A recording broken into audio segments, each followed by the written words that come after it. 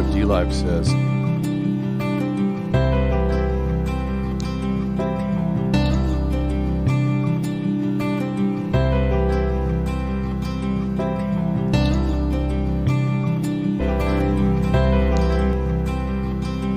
D-Live says yes.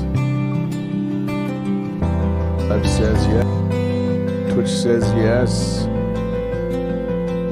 Just begun. Live says yes. Twitch says yes. Facebook says yes. Just begun. YouTube says yes.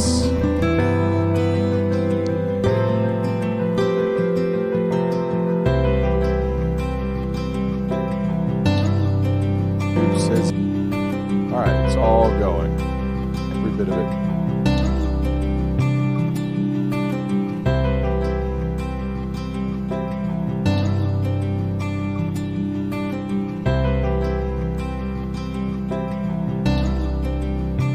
Forty seconds left.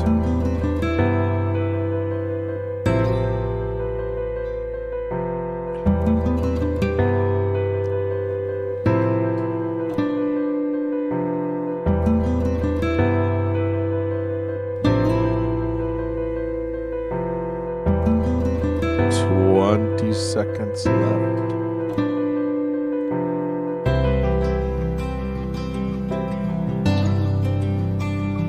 Asshead, what's up?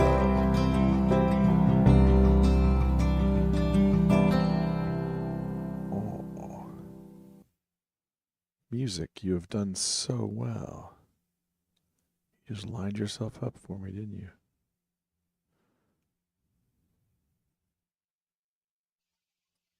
Welcome to the 9dNation.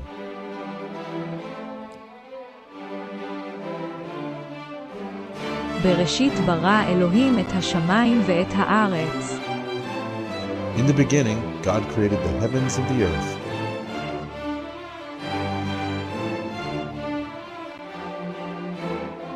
Thousands of years later, it was Wednesday at 11 p.m. Central. Get your passport ready and be prepared to declare to the customs agents any edible plants or miscellaneous worldviews. You're now crossing into the nation with no denomination.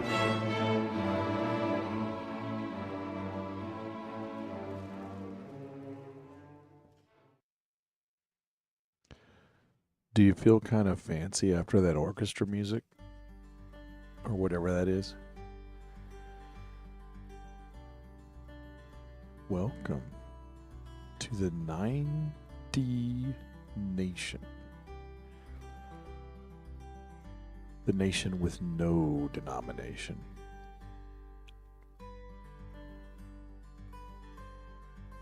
What's going on here? Wow. I'm locked up. There we go. What is the 9dNation? It sometimes has a green screen, but not today. We're set up for quick teardown in 3 hours. 2.5 hours. 2.5 hours. This is the Wednesday night show on G. Ross. Episode 37. We've been reading the Bible. About 10 verses a night. Used to read more like 20, 30. But then we grew into an interactive show. So far we've been through Genesis 1:1 all the way up to Genesis 12:10. Tonight we're going to read 11 verses. That's a lot. So let's get right to it.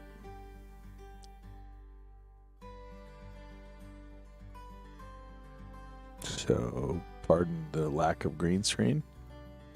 Pythagoras in the house. Black Yoda's in the house. Awesome. Well, that means I got 28 minutes, give or take, to get through 11 verses. Let's do it. So our story so far is no human angel half-breeds, no murder, no blood drinking, bloodlines. Japheth the Greek, Hamites with Philistines, Canaanites, and Assyrians. Shemite Abram took a posse to Negev. That's where we left off. Does that sound right? That's what my notes say. And my notes are the best I got. I'm not saying they're right. I'm just saying they're the best I got. So tonight we're going to read 10 through 20. So let me read that to you in English. Let's get that link going. 10 through 20. What's that going to look like? Genesis 12.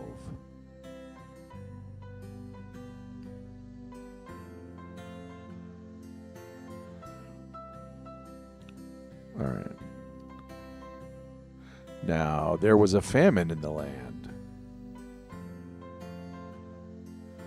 So Abram went down to Egypt to live there for a time because the famine was severe in the land. It came about when he was approaching Egypt that he said to his wife Sarai, "See now, I know that you're a beautiful woman. When the Egyptians see you, they will say, 'This is his wife,' and they will kill me, because they will let you live. But they will let you live. Please say that you are my sister, so that it may go well for me because of you, and that I may live on account of you." Now it came about when Abram entered Egypt that the Egyptians saw that the woman was very beautiful. Mind you, 65? Pharaoh's officials saw her and praised her to Pharaoh, and the woman was taken into Pharaoh's house. Therefore he treated Abram well for her sake, and he gave him sheep, oxen, male donkeys, male servants and female servants, female donkeys and camels. But the Lord struck Pharaoh and his house with great plagues because of Sarai, Abram's wife. Then Pharaoh called Abram and said, "What is this that you've done to me? Why did you not tell me that she was your wife? Why did you say she's my sister? So that I took her for myself as a wife. Now then, here is your wife. Take her and go." Do you remember Russell Peters? Take her and go. Take her and go. And Pharaoh commanded his men concerning him that they escorted him away with his wife and all that belonged to him. All right, awesome.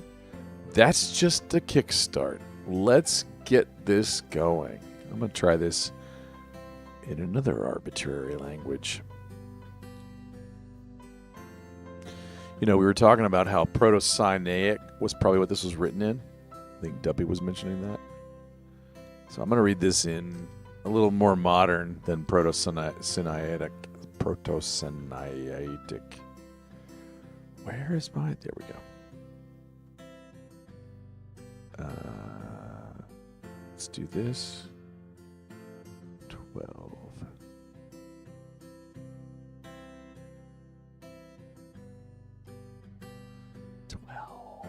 12.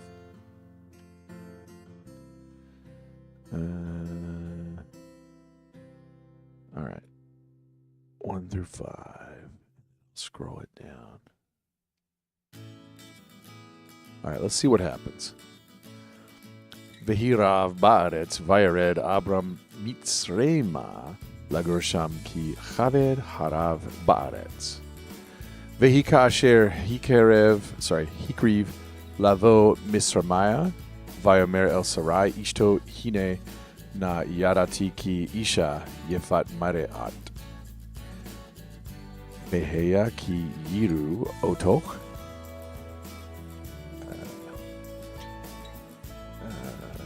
Hamitzrim ve'ameru ishto zot vasharigu otu viotach yachayu. Imrine achauti. You know, this is the wrong. I'm not. Should be on this page. Sorry about that.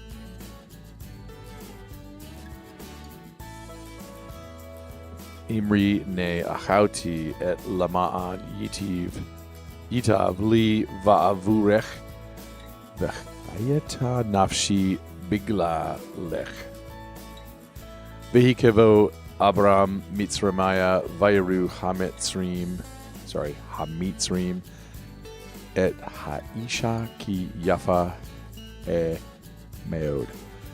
Vayira ota Sarai Pharaoh vehalu ota el Pharaoh vatukach Haisha bait Pharaoh. 16. Ule Abram Haitiv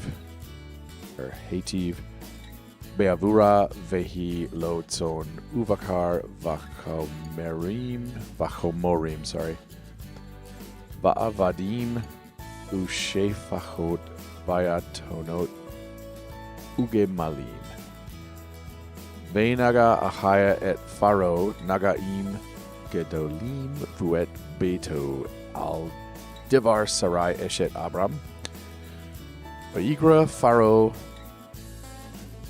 labra viomer mazot asita lilama lo higata liki ishtecha hi lama amarta achauti hi vayakach ota li layisha beata hine ishtecha kach valech.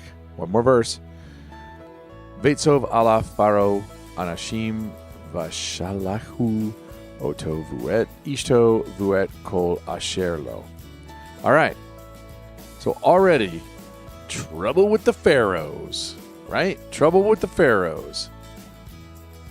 Having attended several, all but one, Duppy Files. Those Phoenicians, those pharaohs, Pharoetians, allergic to them. But let's look at what everybody does. All the players. What do all the players do? Now I'm going to dig into the verses here. Got 11 of them. It won't take that long. Hopefully get it done in 20-21 minutes. Let's take a peek at the chat. It's been a while. Been kind of Miss 320 with the Funk Philosophy Time sticker. I have saved that permanently to the channel. Commander Sloan with a cookie. Oh yeah, first cookie of the night. Ready? Here we go. Here comes Cookie. Oh, there went Cookie. They call him that because he's so sweet. Yeah, Commander Sloan says. Good point. Miss 320's pillow needs her. Your cat needs your pillow, right? Like that. That's what we meant to say. My cat needs my pillow. My pillow needs me. So, verse 10, 3 new words. Ra'ab, that means famine or hunger. There's 101 usages in the Old Testament, or the Law and Prophets. It's pretty straightforward. It's widespread hunger, basically. Kur, that's to abide or sojourn. There's 98 usages in the Law and Prophets, or the Old Testament. To me, it's weird to be able to mean abide or sojourn. So I had to dig around a bit, and I found a pretty good description of how you can have both abide and sojourn in one word. What it really means is to dwell as a newcomer. Like, here I am. Hi, new friend. Are you glad that Abram just arrived in your neighborhood? You know, I've been slowly building this claim that Abram is kind of like, when he shows up, you probably want to call him friend. Are you super glad he showed up? Sounds kind of nomadic, right? Like your couch surfing buddies, like traveling troubadours. Dare I say gypsies? How dare you, G. Ross? Somebody who brings you a new viewpoint, right? That's that traveler from abroad. The third new word in this verse is, and by new I mean we haven't seen yet this word stem in our prior readings, going from Genesis 1:1 all the way up to 12:10. Kabed means heavy.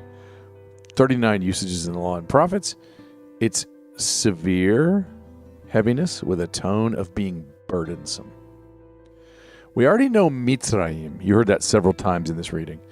It's a country in northeast Africa. I wrote down Northwest Africa. That's Morocco. Can I just brag? I've been to both. I've been to Egypt and Morocco. A couple weeks, 2.5 weeks in Morocco, 2.5 weeks in Egypt, 2 separate trips. That's all I know about Africa. But man, from that alone, I could live in Africa. I really could.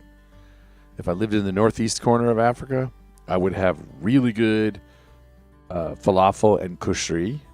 If I lived in the northwest corner of Africa, I would have really good fish and really good fruit. This is the area that Mitzra's descendants settled, so it's called Mitzrayim. So let's put this verse together. A severe famine happened. Abraham resettled into Egypt, or Mitzrayim. He nomadically wandered on. He's like, can I just tell you guys a story? The 12-year-old in the back of the car. We're driving, half-hour drive out of town. Hey guys, can we hear that word? How's it go? It's like, and he starts singing Freebird. I'm like, all right, we can play some Skinner, so we play some Skinner. I didn't introduce it to him. He finds it on his own. These are awesome. So let's look at verse 11. Oh, quick question that I pondered at this point. You're supposed to go west always, right? When you're sent west, you're going where Lord wants you to. When you wander east, it's because you're trying to get back to the garden. You're doing it wrong. Did he go too far west? Is there a limit, and did he stretch past it like the Overton window and have to snap back? I don't know. Something I was thinking about. All right, let's look at verse 11. Let me catch up with the chat. Bedouin. Yeah, John in OKC. Bedouin is a really good way to put it. Right. But even there, it's like, it's fair. Like people that wander the land, work the land, livestock, moving from place to place.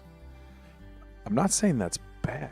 I'm just saying there's a certain aspect where this guy, Abram, and his dad before him just seem to show up in towns and kind of make an imprint. You know what I'm saying? That's my thesis that I've just kind of slowly put together. Probably just an impression. Not proof, just an impression. All right, let's do verse 11. I got approximately 15 minutes. I don't know. Am I on track? Am I going to be able to get this done? Panel, I may need a couple extra minutes, but I'll try to keep it tight like we usually do. Get a discussion going by about 11:30 Central and go for... I always have an excuse. I got up early this morning to go to the dentist, so I'm a little tired, but I did take a nap, so maybe I don't have to tap out after 90 minutes. Hopefully I can go a little bit longer. See what I can do. I'll do my best. Do my absolute best. Problem is work pays the bills. And I'm blessed with a job, so I gotta keep getting up early. Let's see. Where am I?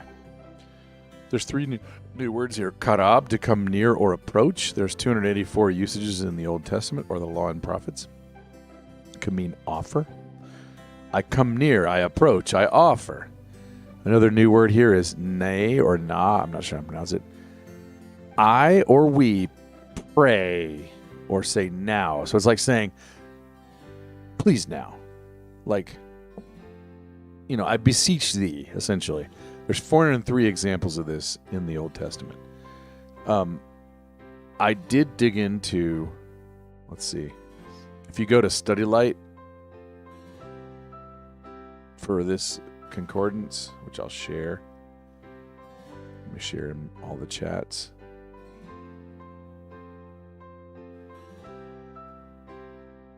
It's a pleading for what is desired.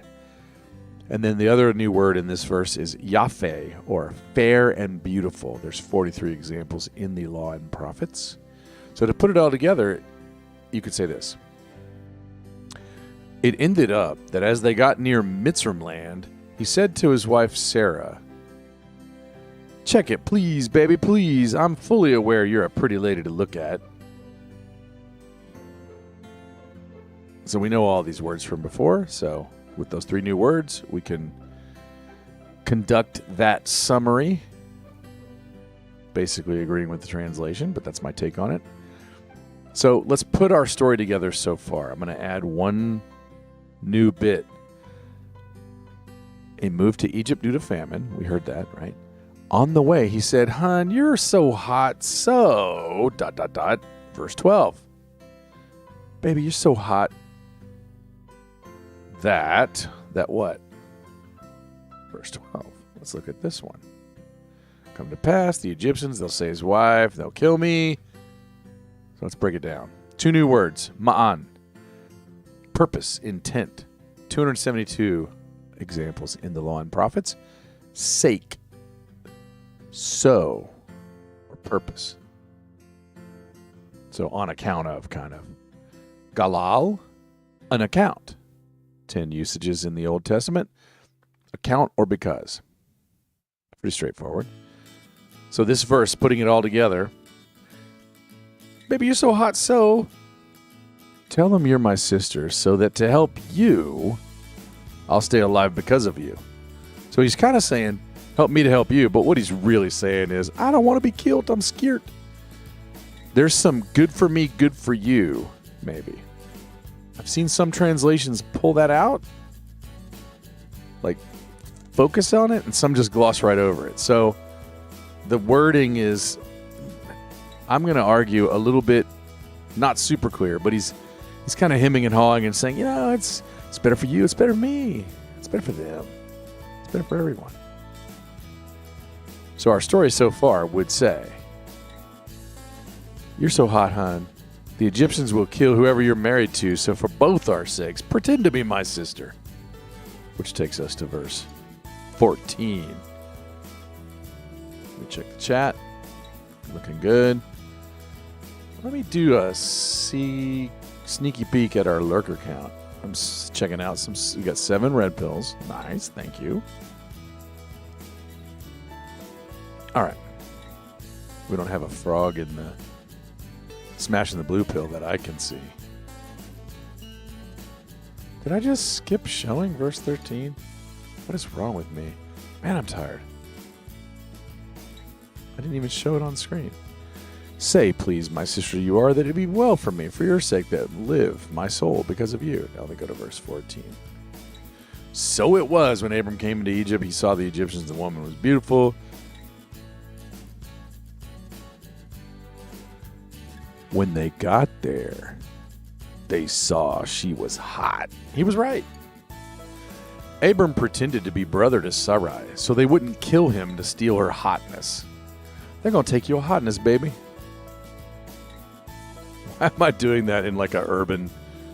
I don't know. It's a character that I'm making up as we go. Baby, they going to take your hotness. I don't know. It's an accent. I grew up in East Texas. It'd be more like, baby, they gonna take your hotness.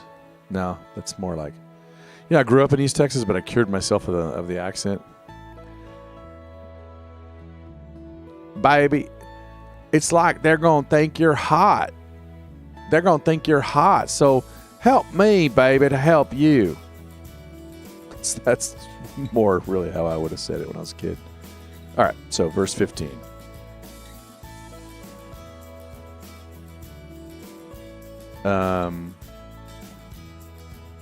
We got 3 new words here. Sar. Check this out.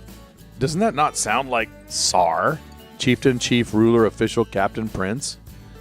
The head dog, like Russian Tsar, right? It's Tsar. In the Law and Prophets, there's 421 examples. Prince, commander, or captain.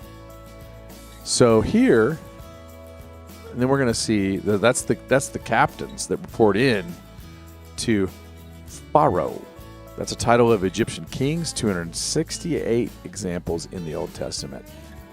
And then halal, shine, 165 usages.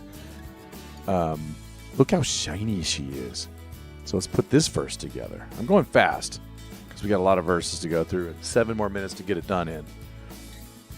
Pharaoh's princes saw her and told Pharaoh how shiny she was, and so she was yoinked indoors. Zerp, schlonk. They just got her.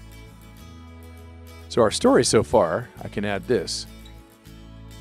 Abram pretended to be brother to Sarai so they wouldn't kill him when they abducted her.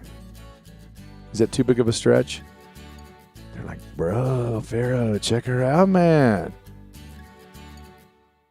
Snag. I call that an abduction.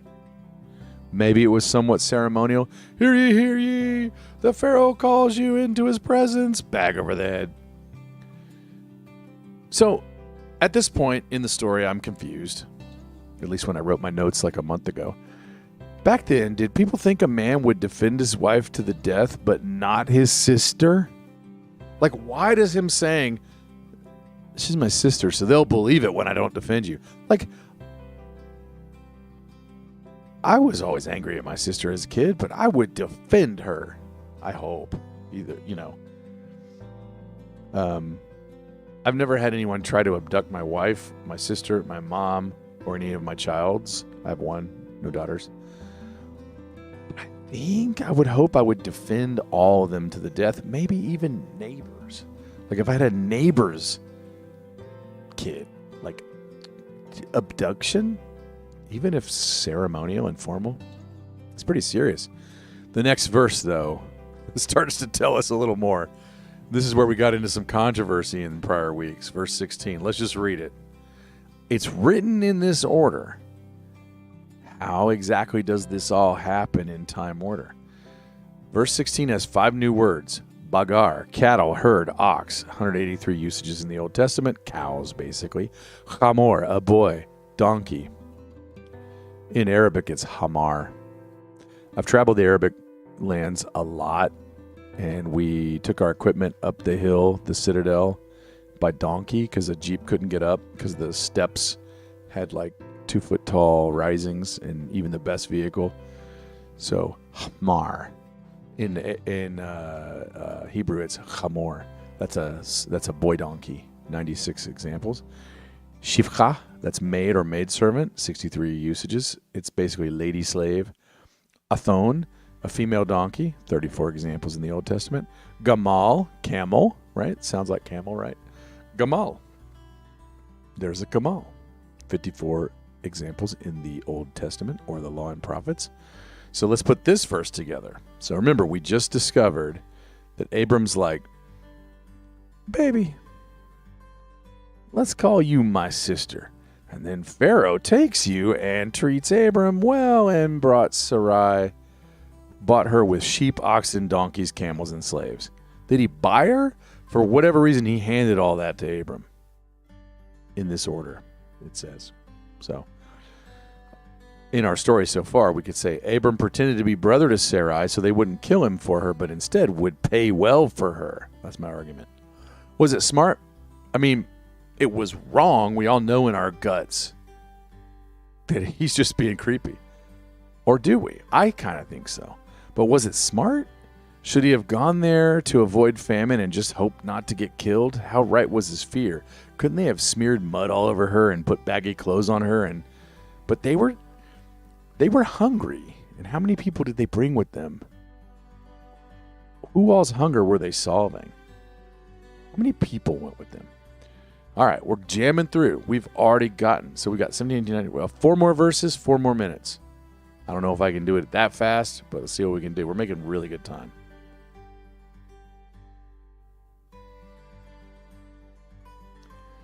There's one new word here, naga, a stroke, plague, or mark.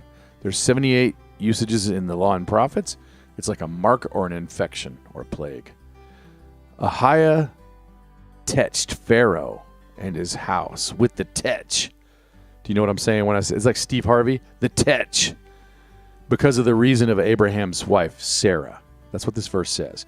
Ahiah tetched Pharaoh and his house with the tetch. Because of the reason, like the touch, you know what I'm saying? Like a gypsy tetch. Thinner. Because of the reason of Abraham's wife, Sarai. So our story so far. Abram took a posse to Negev, then moved to Egypt due to famine. Thinking they'd kill him, Abram pretended to be brother to Sarai, so they bought her for Pharaoh, which then got Pharaoh plagued by Ahiah. Side note, He sold his wife as sister. This is strangely close to a weird behavior that we know the Egyptians and pharaohs are usually cool with. I've been going to the Duppy Files. In their Ray-based sun religion, you could have a wife and a sister. Or a half-sister. Just pointing that out. This will come into play later in the weeks and months to come. Verse 18. 3 more verses. 2 more minutes. Man, we're making good time. Pharaoh was like, bro, what the what? What's the reason you didn't tell me she was your wife? So, our story so far. From the top. I haven't done this in a few minutes. No human angel half-breeds. No murder, no blood drinking. Just going back all the way beginning. Bloodlines. Japheth the Greek. Hamites with Philistines, Canaanites, and Assyrians. Shemite Abram took a posse to Negev, then moved to Egypt due to famine.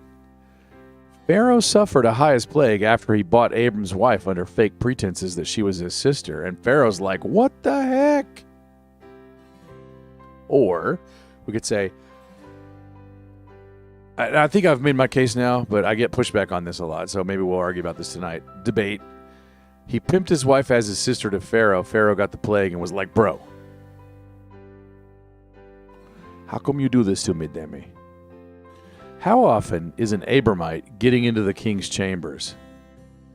I've been studying Esther. One of the people gets into the king's chambers by half secrets. 2 more verses. 1 more minute. Man, we're making really good time. Am I going too fast? I just wanted to get 11 verses done in a half hour. And then we'll talk through these. Maybe we'll stay a little bit on topic tonight. What say you all? I'll gently nudge in that direction. Why did you say she's your sister so I might have and did take her as a wife? Here, take and go. Take her and go. Russell Peters. Take it and go. So our story so far, Pharaoh got the plague and was like, bro, get you both gone when he found out. Kind of honorable, right? Pharaoh's behaving kind of honorable. Something about Ahia here. Like, why didn't he kill them? Is Pharaoh aware? This is something that Pythagoras kind of hinted at in the prior weeks. What is going on that Abram can walk around, be doing these things? I thought he had a magic Bic lighter or something, or magic Zippo lighter. All right, so our story so far, I'm just going to crunch it real small. From the top, no human angel half-breeds, no murder, no blood drinking, bloodlines, Japheth the Greek, Hamites with Philistines, Canaanites, and Assyrians, Shemite Abram took a posse to Negev and moved to Egypt. I've removed from our story so far the creepy Abram facts from this summary. But, creepy Abram. Uh-oh, pointing. I pointed. Let me put the pointing sticker. I was pointing at you, Abram. Let's see. All right, flag on the play. 1 more verse, and then I'll get a...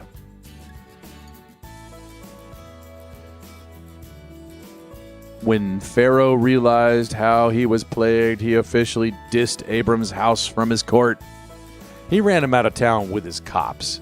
He's like, he told his leaders, don't kill this guy, but get him out of here. So I'm going to say it this way. No human angel half-breeds, no murder, no blood drinking, bloodlines, Japheth the Greek, Hamites like Philistine, Canaanites, and Assyrians, Shemite Abram took a posse to Negev and got a bad rep as a pimpin' Mitzrayim. A little harsh? I don't know. It's what I wrote down in my notes. After talking to Pythagoras, maybe I should walk that back just a little. But he was pimping. For tonight, let me just hold that position. We'll debate. All right, I'm going to stop the music cold. Boom. Just bringing it down. Just gone like that. Let's get some jitsi going.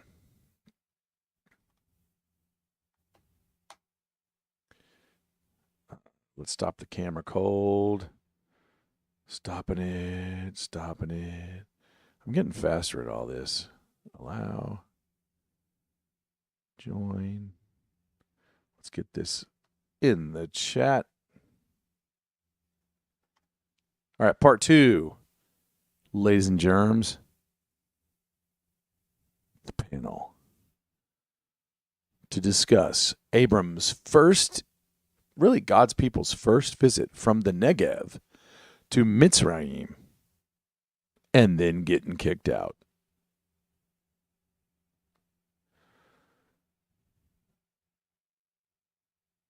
Let's see, how many people do we got lurking? Oh, I hear someone's here. Pithagi, what is up?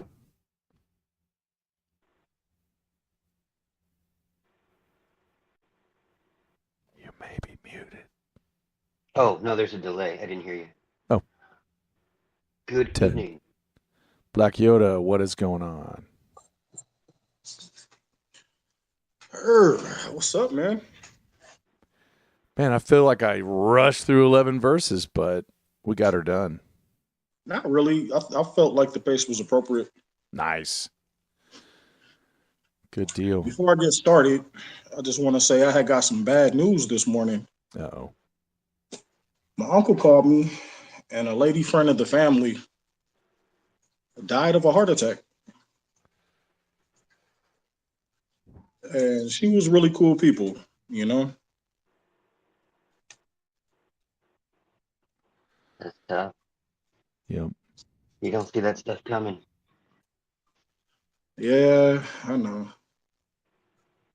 But nowadays, it's hard to say whether or not it's VAX or just regular heart attack. You know what I mean? Yep.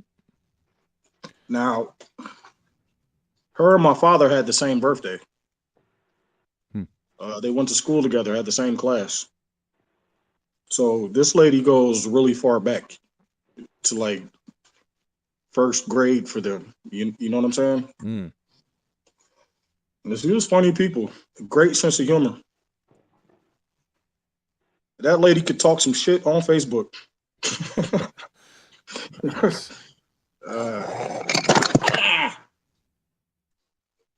What was that? My phone fell. Hold on, people. I got my phone on the charger. I didn't realize my battery was so low. Oh, right on. Is that Bernie? Hi, Bernie. Hi. Did you hear? I did. Yep. All right. I'm here, but you can't see me. It's good to hear from you. Yeah, I haven't killed her yet. That's good. I don't think this is going to work. Let's put it down here. Oh, you can still see me from down there. Okay. Yep, that'll do it. I got my phone sideways. That's why I'm having an issue with the power charger. So should I wait until everybody else gets here? I do have a question about what you read. Yeah. I don't know how I didn't notice this before. So he's heading into Egypt, getting away from a famine, right? Right. I've always considered famine and plagues to be kind of related. Good like point. you get a famine because of a plague. That's a good point. Whether it be locusts or, frogs, whatever, right? Yep. So it's kind of coincidental that they get to Egypt, he takes his wife, and then he's upset about a plague. Well, Yeah. It kind of seems like a plague was going to happen anyway. Right. That's a good point. I mean, I know that's a simple thought, but I I don't want to rob from God, on, causing, distress for the Pharaoh. Right. But it's not like, Abram and his wife were innocent in that story. Right. Yeah. No, I just thought it was kind of coincidental. It's an interesting point. Like, a lot of times I think it's a little risky to think did Abram maybe have a really good farmer's almanac, and he kind of knew some plagues were coming, and he kind of made a play right at the right time to kind of like, behold, there will be an eclipse and a plague and a 7-year swarm of locusts. Give me all your money. If you think about it, that's how the Rothschilds got rich. Right. They lied about who won the war over there in Europe. Yep. And they pretended to have somebody come in and say, oh, so-and-so won. And so they sold everybody started selling like bonds and stuff. Right. And the Rothschilds swooped in and bought them at, low ball prices. So it's not like something has never happened like that before, I think you've set the tone. You and I together have put enough extremes out there that Pythagi can come in and play some counter. Ready? I got one more point I would like to make. Yeah. This is a superficial one, though. So Gal Gadot, the lady that plays Wonder Woman. Mm-hmm. Supposed lady. She's that part of the world. She's from Egypt? Nah, she's from she's Hebrew, I think. Okay. I do think, yeah. Hebrew or Jewish, one of the two. Gal Gadot, right? Let's check it out. Israeli, yeah. Do you know she was a combat trainer? Nice. In the military? I think they all have to go to the military at one point or another. I think so, yeah. Did she learn my superficial point? She did learn some is Krav gorgeous. Maga. Yeah, she is. Now imagine if Abram's wife looked anything like her. Oh, listen. I would be giving up some sheep and some donkeys and all that stuff too. Right. I'm glad you brought that point up, and it's not superficial. There are some of these lines that I think even to this day sort of show that. Yeah. I've traveled over there, and I think there's something to what you're saying. So it's in the water. It's got to be in the water. Yeah. Or the lineage, but yeah. Oh, you had brought up another thing about what was his benefit to claiming that his wife was his sister, right? Yeah, like wouldn't he have to defend his sister too?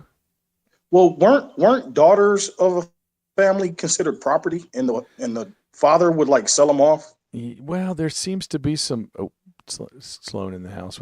There seems to be some. We talked about it before. They seem expendable, right? To some degree. Like they would get married, and whoever the suitor was would have to like present the father with some animals or some livestock of some sort. Yep. It's somewhat similar. That's a good point. That's a really good point. So maybe he didn't pimp her out. He just sold her as normal. Yeah, but if she was that gorgeous, I don't think he would really want to. That's like his number one.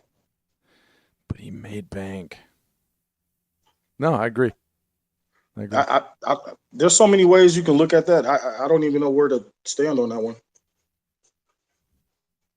Yeah, I mean, we're kind of looking through the lens of trying to figure out what would be the cultural norms back then.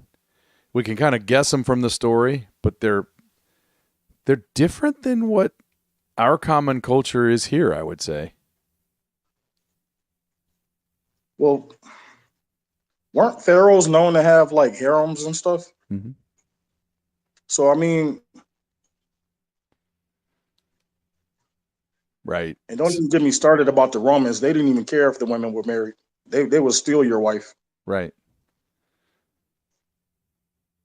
No, that's a good point. So he was going to Egypt, and he's like, we're going to a place that holds harems. They might just snatch you up. Yeah, so they were prepped for that. But I guess another question is, how did he get close enough to the pharaoh? It's not like you could just walk in and, hey, pharaoh, high five, what's up, bud? Well, I've been claiming he rolls large, right? Like he's got a posse. He's got his hype man kind of, doing it all. So he's not, I don't think he rates up as high as a pharaoh, but maybe high enough to get an audience with pharaoh.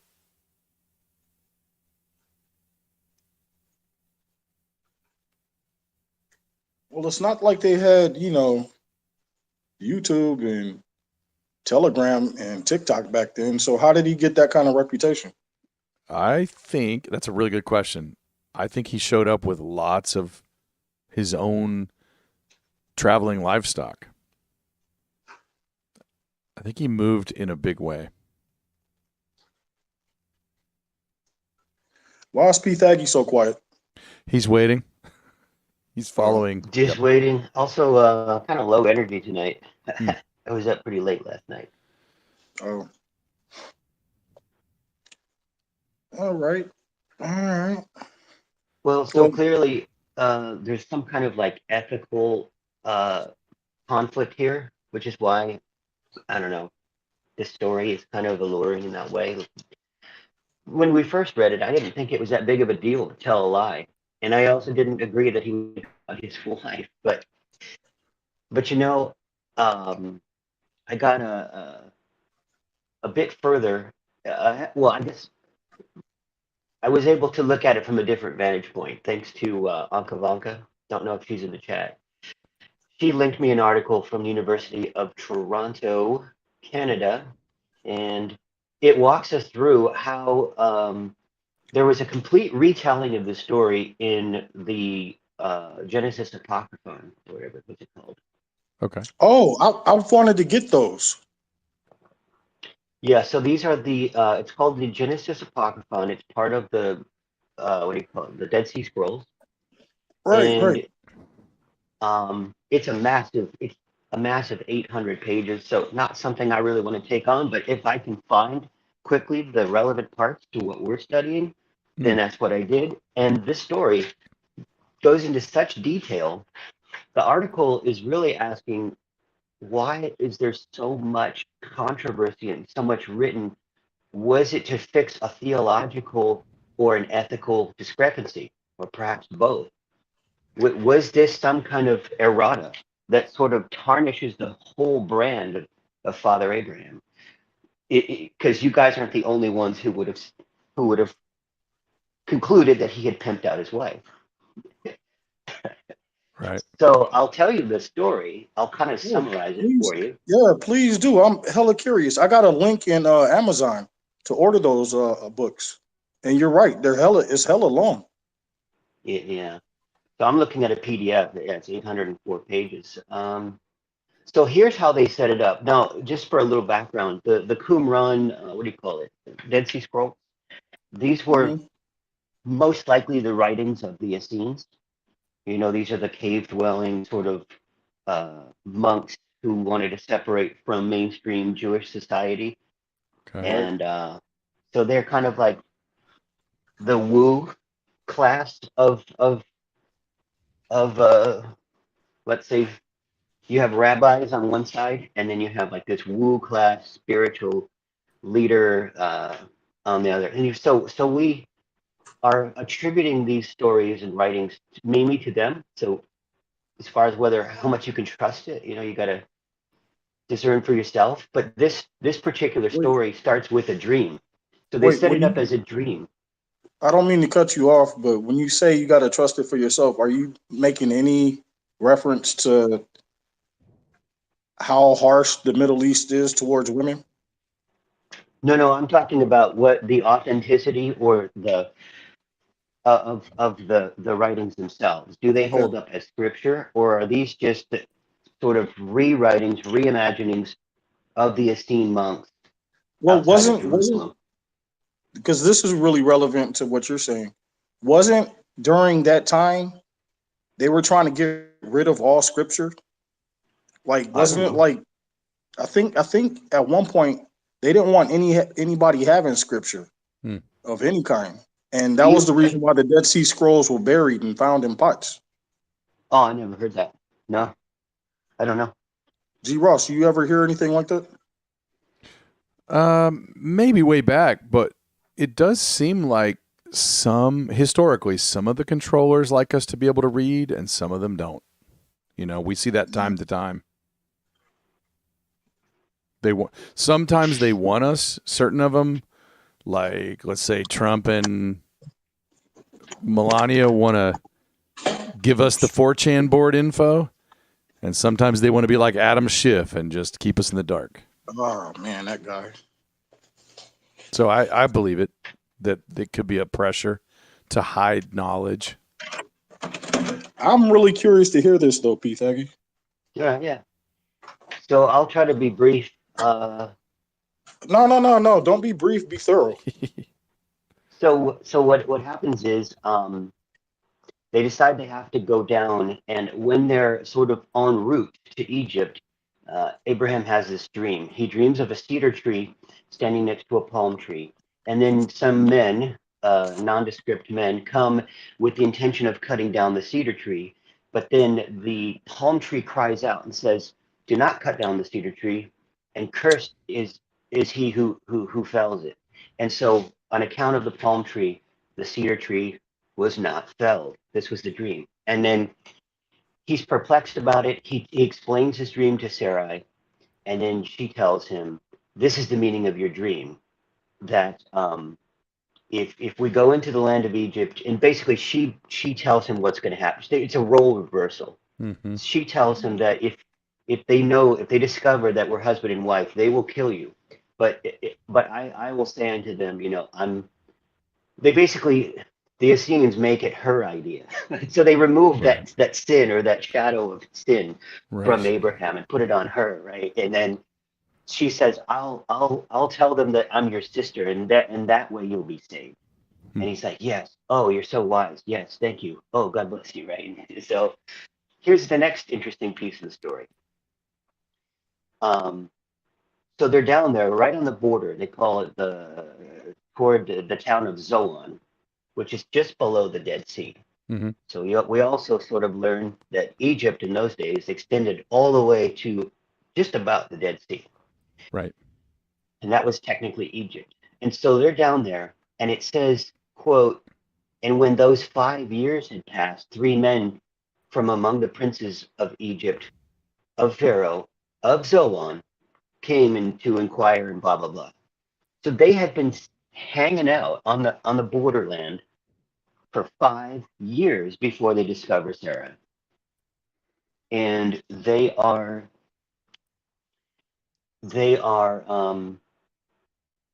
very careful. The Abraham and his crew, because he is rolling deep, they're being very careful to keep her hidden. But they come on the pretext, these princes or these commanders who report to Pharaoh, they come under the pretext of, "We wanted to seek you out because we heard that you were righteous and also wise, and we wanted to learn things from you." And then they somehow catch a glimpse of her. And this thing goes on. They describe her beauty for like over a paragraph. They're really gushing on how flippin' hot this woman is. And then, like Genesis says, they take this right back to Pharaoh. And so the question is, from the article, is the dream story starter put there so that it's somehow fulfilling a prophecy, as well as removing any sins or omissions on Abraham's part? That somehow this was divine will? And then I thought that was a good question. And then just to conclude, the rest of the story, after they profusely describe every part of her body and her whiteness and her slenderness and her buttocks and her thighs and her legs and every little part of her body is They went perfect. that deep with it. Wow. Yes. And so after this, then the story pretty much goes the way of Genesis, and then with one difference. When the plagues or when the Most High sends down his plagues upon them on the house of Pharaoh, this goes on for 2 years. So it's really confusing in Genesis because they're leaving so much out. Now that doesn't mean that this story is to be So necessarily believed. that almost rings with me like maybe she was that hot that he was trying to hold on for 2 years, knowing that there was something wrong with this situation. Right. Just a thought. Just a thought. Now, Oh, if wow. you ask me about because we have this one major disagreement about did he or did he not pimp her? I mean, I suppose I could see it either way because it's not like when the camels and the slaves and the silver and the gold were presented to him. It's not like he passed it aside and said, "No, no, no deal. She's Right. not for sale." He Right. didn't. He didn't say no. So you have to sort of lean into the fact that this could have Well, been a moral issue, an ethical well, problem for the founder well, of your religion.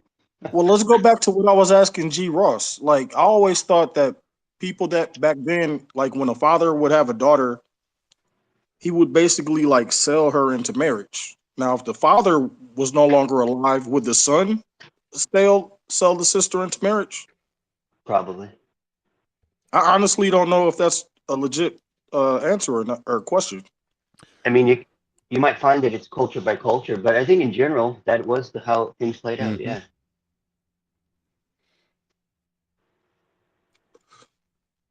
Well, that had to be rough. If he did it for cultural reasons, that's got to be rough because I would assume in them 2 years, Pharaoh was, getting the cookies, you know? But no, so that's the other part of the story where they explain it away.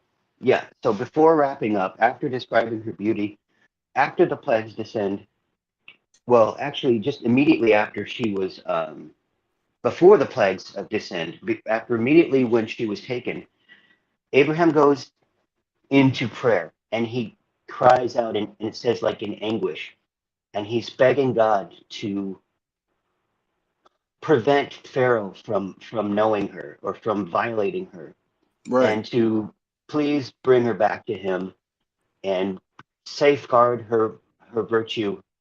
And so then God hears his prayer, and he does basically send down the menacing spirit. Some translations say a menacing spirit, some say a plague.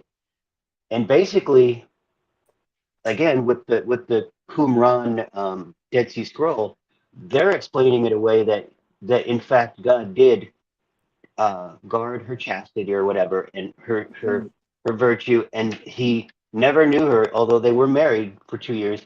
He never knew her, and but so they kind of do the PR cleanup to make sure that this Right.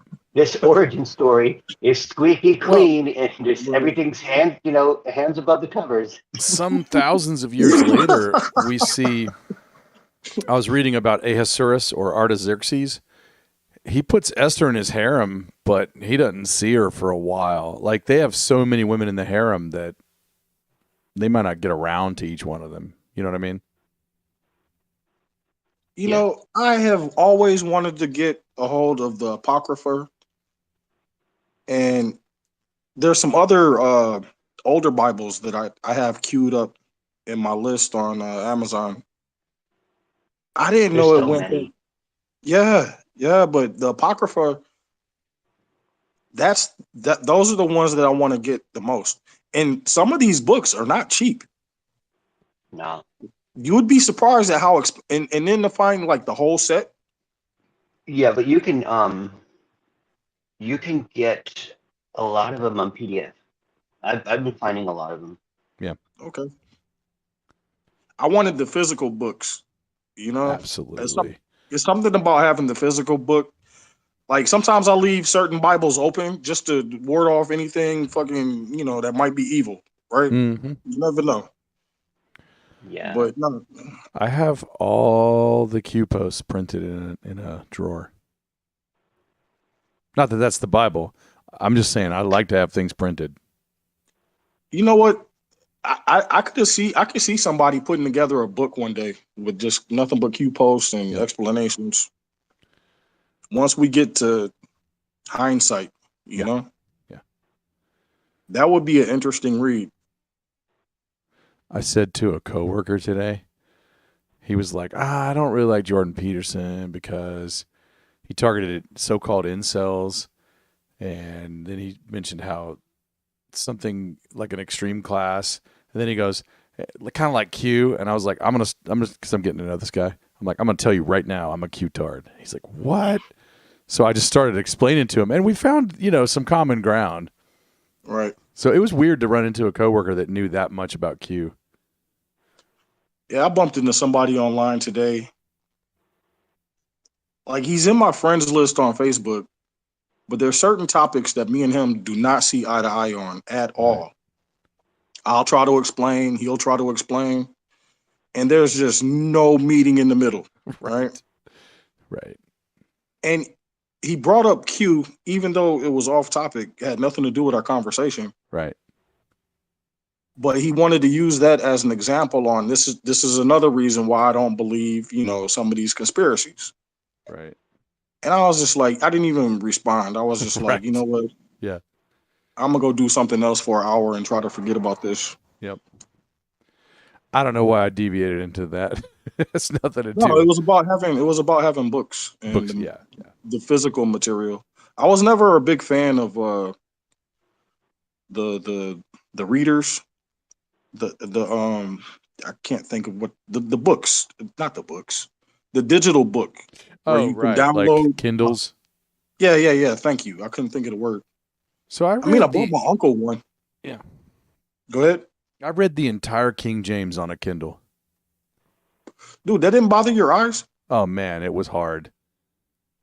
It was difficult to get all the way through. Now, give me a soft yellow light and a good book. I'm good. Yeah. The only reason why I don't read as much as I used to is because when I'm rabbit holing, I can skip through videos or I can increase the speed. Right? With a book, it's page by page, and you don't want to miss anything and jump ahead. You know what I mean? The internet has pretty much spoiled me in the way I gather information. Yeah. But yeah, we are kind of off topic.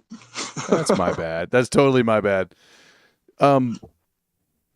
Did anybody have a reaction to my question? Did he go too far west? Well, not after Pythagoras mentioned how widespread Egypt was back then. Yeah. And how he was only at the border pretty much due south. Yeah, that's a good point. Because it was pretty much widespread. Matter of fact, back then, wasn't it just one kingdom? They didn't have an upper and lower, did they? I'm not sure. I don't remember. You bring up a good point. So I should think of Egypt as south more than west at that point. That's a very good point. Ooh, let's try this with the cord again. I went outside to smoke a cigarette, so let me try this on the stand. All right. There's a big mirror that's right behind me, and I don't know if you can see it, but it reflects the light. There's nothing I can do about that. No, it gives you a halo. It's hilarious. That's because that's all natural. That wasn't reflection. Oh, a secular halo, yeah. So I'm just scanning over Josephus' writing to see how he conveys the story. And like Genesis, he tells it real fast, skips over a lot of parts. But he has this middle section that no one else has, where he's like, yeah, so while Abraham is there, he's kind of meeting with the other wise men of the kingdom, and they're comparing notes. And apparently, according to Josephus, the Egyptians were, quote, unacquainted with those parts of learning, such as like science, astronomy, mathematics. That somehow Abraham taught them to the Egyptians. It says, for that science came from the Chaldeans into Egypt, and from thence to the Greeks also. And that's a pretty bold statement. Yep. Well, you might be a little right about did he go too far south, because not trying to skip ahead in 13. It does say that he goes from south to Bethel.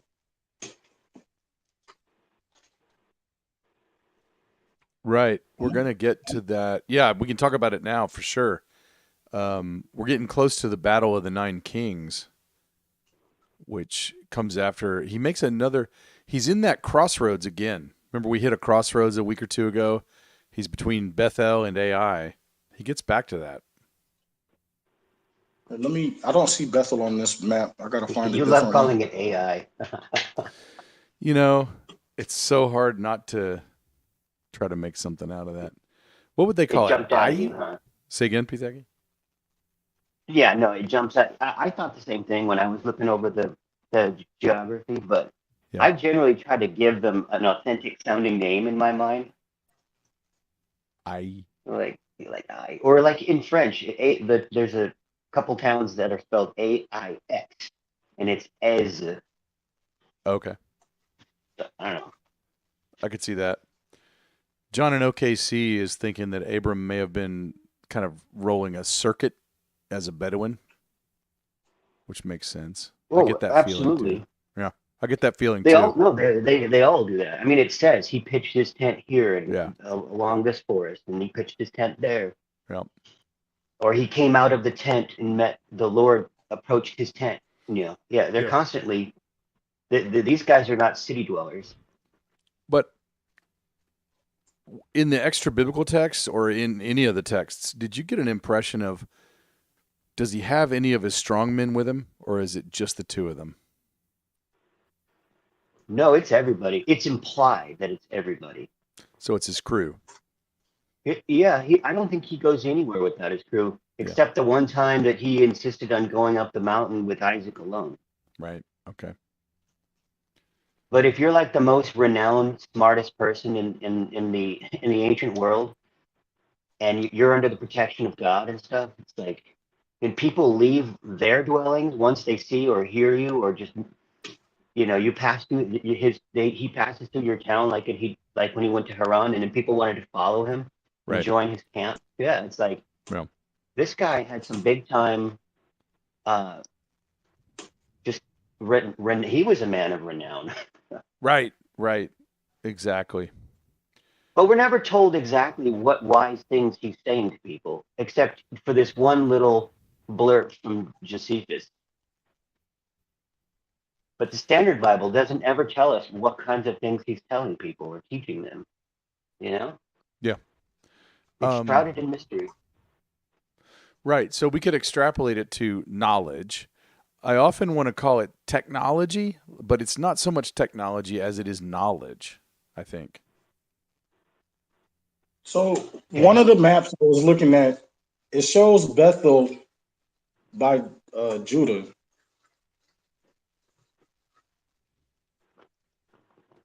I wish I showed it on this map.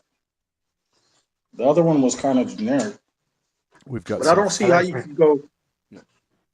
Sorry, go ahead. Egypt would have had to cover a lot of that for him to go south, and because that's not quite a peninsula, but it's right where it separates. Well, earlier I thought Pythagi said it went nearly to the Dead Sea, and that goes pretty close to just south of, like, the Negev. The Negev is on both sides of the Dead Sea, I think, but it's, the Dead Sea is only, a few miles across? How big is the Dead Sea? Wait, the Dead Sea is far from where I'm looking. Oh. I'm just going to I'm break open looking above the Red Sea. Here. We've got some Funklosophy stickers. What is that body of water above? Yeah. Oh, I missed. There's a body. Man, damn it. These maps are irritating. So I showed Dead Sea east of Jerusalem. It's the east border of Israel. It's basically between Israel and Jordan, which, by the way, I've swam in that sea. I should remember where it is. You know what? This is a way better map. Okay. So I think if Egypt was all the way across to Beersheba and past, then I think he's just going down, maybe southwest from, like, AI is, like, Bethel is just north of Jerusalem. AI Salt Sea and Dead Sea. Yeah, Salt Sea and Dead Sea are the same thing, right? I think so. Yeah. All right. So that is remember a second ago I was talking about there is a body of water right here. So okay. These two different maps were goofy. Gotcha. This one is a way better map. Okay. This actually shows tributaries coming out of the Nile. Brain. where Yeah. I didn't even realize the Nile had that many tributaries.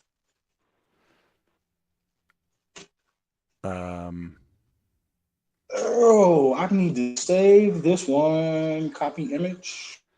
So if you look along the Nile and you go into Cairo, do you see that little island in the middle of Cairo called Zamalek? It's you got to zoom in. You got to take where the Nile cuts This map. through. This map doesn't show much on the Egypt side. Oh, okay. More on the other side where the Dead Sea is at. I would liken Zamalek. I was trying to find. Yep. Go ahead. Oh no! I was just trying to find an image that showed Egypt and Bethel in the same map. That's why I was having a hard time. I'm just looking currently. I don't think Bethel's moved much. Hopefully, I was just using the current map. Maybe that's a mistake or a risk.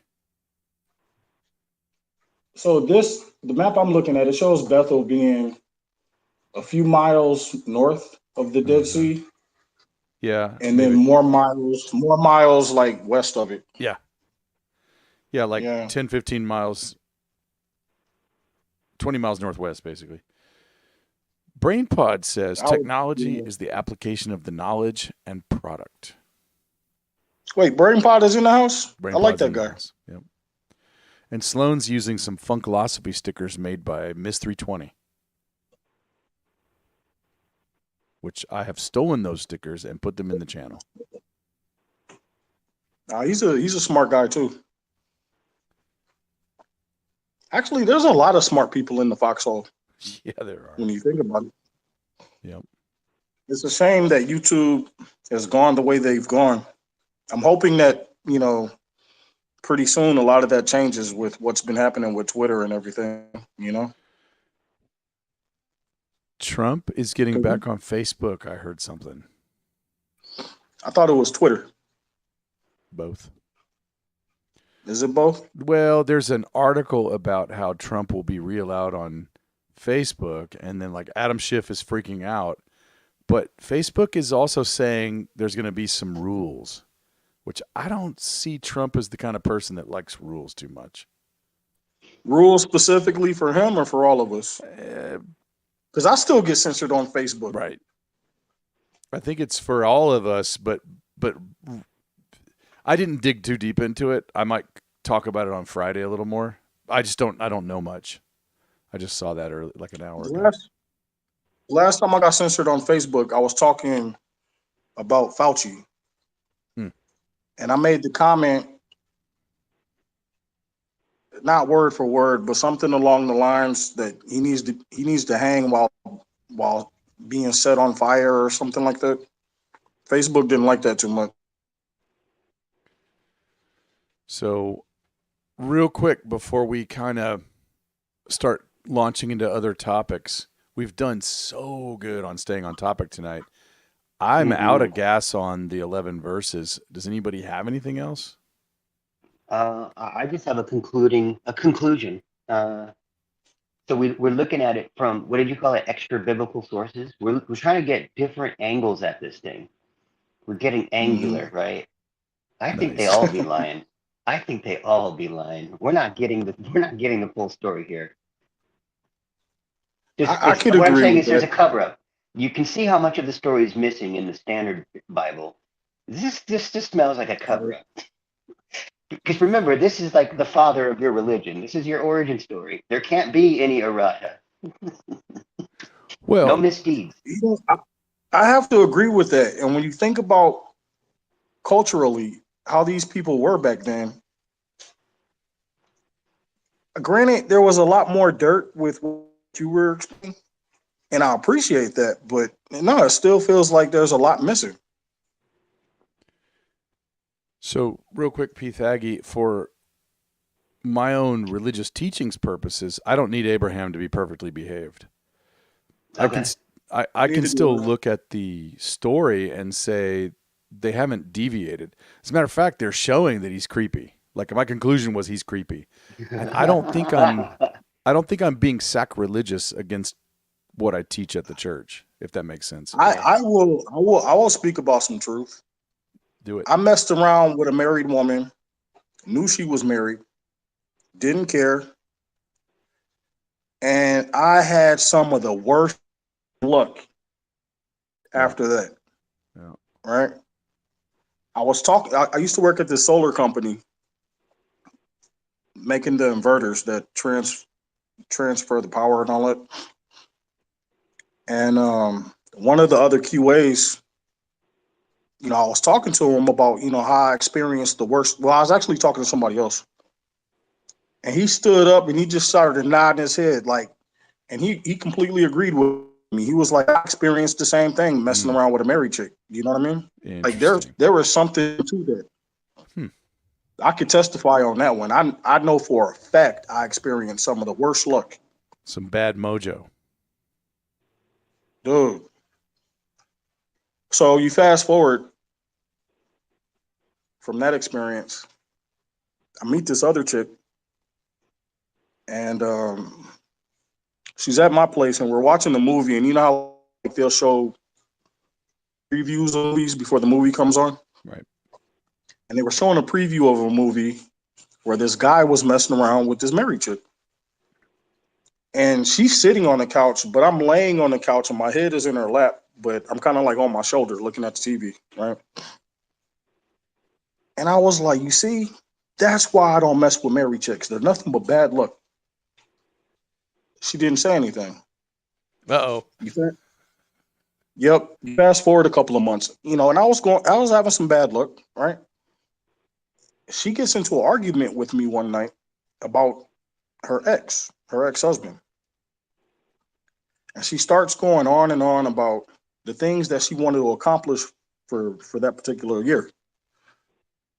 And about 20 minutes into her just ranting and raving, I'm still trying to figure out what she's mad about. She mentions, I was thinking that this is, the year that I will finally get my divorce. Oh.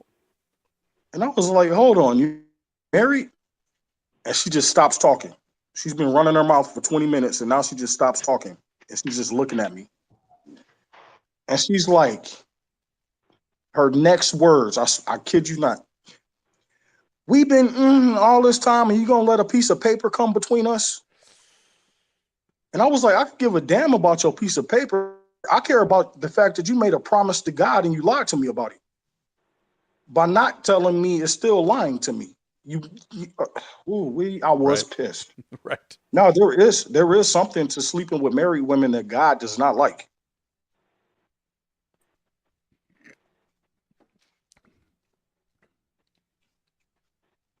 I can't I argue.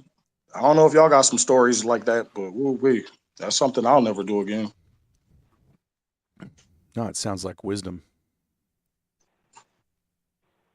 My pain, man, y'all had no idea how much bad luck that was. At least the second one, I was actually betrayed on that one. You were kind of in Pharaoh's position. You didn't know. Yeah. I mean, granted, I didn't have plagues. Right. But yeah, no, that is not fun. So as far as what you were reading, I don't really have a whole lot other than questions. What I still have questions about this. Just we know that there's something that's missing. And there's so many different ways that you could take a lot of this just trying to use common sense. But even then, it's still speculation. Mm-hmm. I am looking forward to when we get to the juicy stuff. Okay. Wasn't this juicy? I think I made a mistake here. So Standard Bible doesn't tell us where exactly in Egypt they set up, right? Just as it doesn't say what? Right. It doesn't say where exactly. Yeah. But if you jump over to the Qumran scrolls, they say Zoan, Zoan. They journeyed to Zoan, which is different from Zoar, which is just below the the Dead Sea. So I was confusing Zoar with Zoan. Got it. But here's the thing in my Bible concordance here. I look up Zoan, and they want to put it in the Nile Valley in the Yeah. Delta region. They want to place it in the Delta region. Right. But the problem is that can't be the correct location because and it gives all the other names, the Greek name in this. What does it say? Because it says something about Zoan or Tanis, as the Greeks call it. They want to connect it to the city that Ramses built, and he later names the city Ramses. So some people have this view that the city Ramses is the same place as Zoan, is the same place as Tanis, and they pass over the fact that Zoan was already a city that in Abraham's time, because Ramses wouldn't come about for another 400 years. So right. there's But more remember, mystery. we might be We don't 600 actually know. We might be 650 years off, though, right? Okay, but what I'm pointing out is we have no idea how far west, or where any geolocation for this thing to play out. Wikipedia has Numbers, Psalm, and Isaiah placing Zoan and Ezekiel. In the same or in different places? Eastern Nile Delta. Okay, well, yeah, but I don't know. Here's what I do know. When they say the field of Zoan, that seems to be like a parallel for the land of Egypt. It's, what do you call that? It's they're invoking the same. It's just another name for Egypt. Is the field of Zoan. Gotcha. Well, from Israel, that would be kind of the gateway, sort of like Gateway City, right? Well, let me look at it, because like, again, the Standard Bible doesn't tell us where, Sloan has a really good collection of stickers.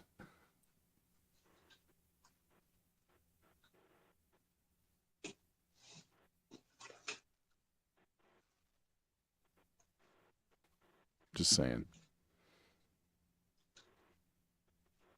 So, okay, so let's go back to your other point there, G-Ross. Let's imagine for a moment that it was in the West, on the Delta.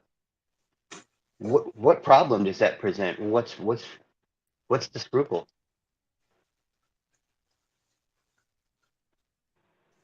I forgot why. Did I have a concern? You said he might have traveled too far west. Like, I feel like, compared to what? Yeah, no, I've got this thing where when you go east, you're trying to get back to the garden. You're trying to undo the natural progression that fell out of the fall. Not that the fall is good, but it sent everybody west, or it made God keep saying to certain people, go west. Every time they go east, they're doing something like Cain did, or Tower of Babel, or nonsense like that. So it's bad to go east. You're heading in the wrong direction. It's good to go west. But now he gets to Negev, where he's supposed to be, and then he decides, due to famine, to go southwest. And he goes into really civilized areas. Now, you pointed out something where he's teaching them a lot of stuff. So it's not that they're more developed, maybe, than his crew, but they are a huge civilization. And you'll see this repeat over and over again, where out of Egypt I called my son. They're always sending people down to Egypt so they can come back. So I always feel like and when you get to the end of the Bible, a lot of the Ishmaelites, both from Babylon and Egypt, are going to be brought into the fold again. So I think there's something, it's like Egypt is not pure evil. It's like an incubator. It's a place of interesting civilization. Oh yeah, I mean that continues even into like secular history. You know, I mean, didn't Pythagoras get all of his knowledge from Egypt? Right. Didn't Solon go? We were talking the other week about Solon visiting the Egyptians and having this big reveal about ancient prehistory. Right. So now you just touched earlier, like, about 15 minutes ago, like they're each trying to say, I invented algebra. No, I invented the concept of zero. Who did it? Was it the Shemites or the Mitzrayimites, Oh yeah, was it the Chaldeans? Was it the Egyptians? Right. Who has the rightful claim? Right. To good math. Or was it? Yeah. Or was it? Right. Did you see Duppy answered the question about Zoan and Tanis had to move when the tributaries switched? I'd forgotten about that. That sort of clears up the confusion. That makes a lot of You sense. answered him. Yeah. I like your Jetsons version of a UFO sound.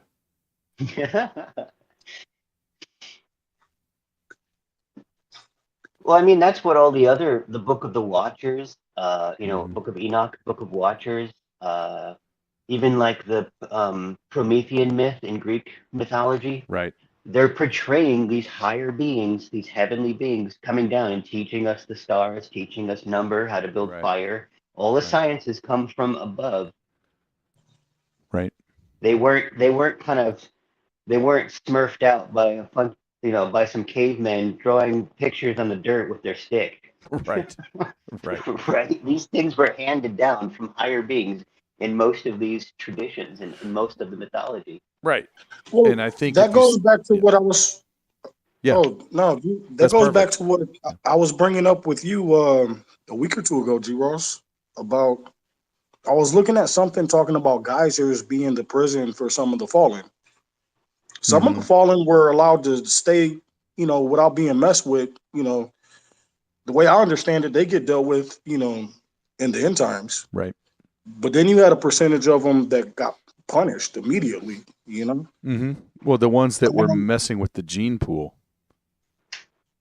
got punished. So wasn't Prometheus the one that brought fire and told him how to do metal work and stuff like that?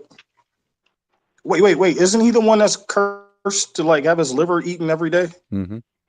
It's supposed to regrow, and Yep. like his punishment is to feel it like God has some messed up punishments, man. Yes. Yes.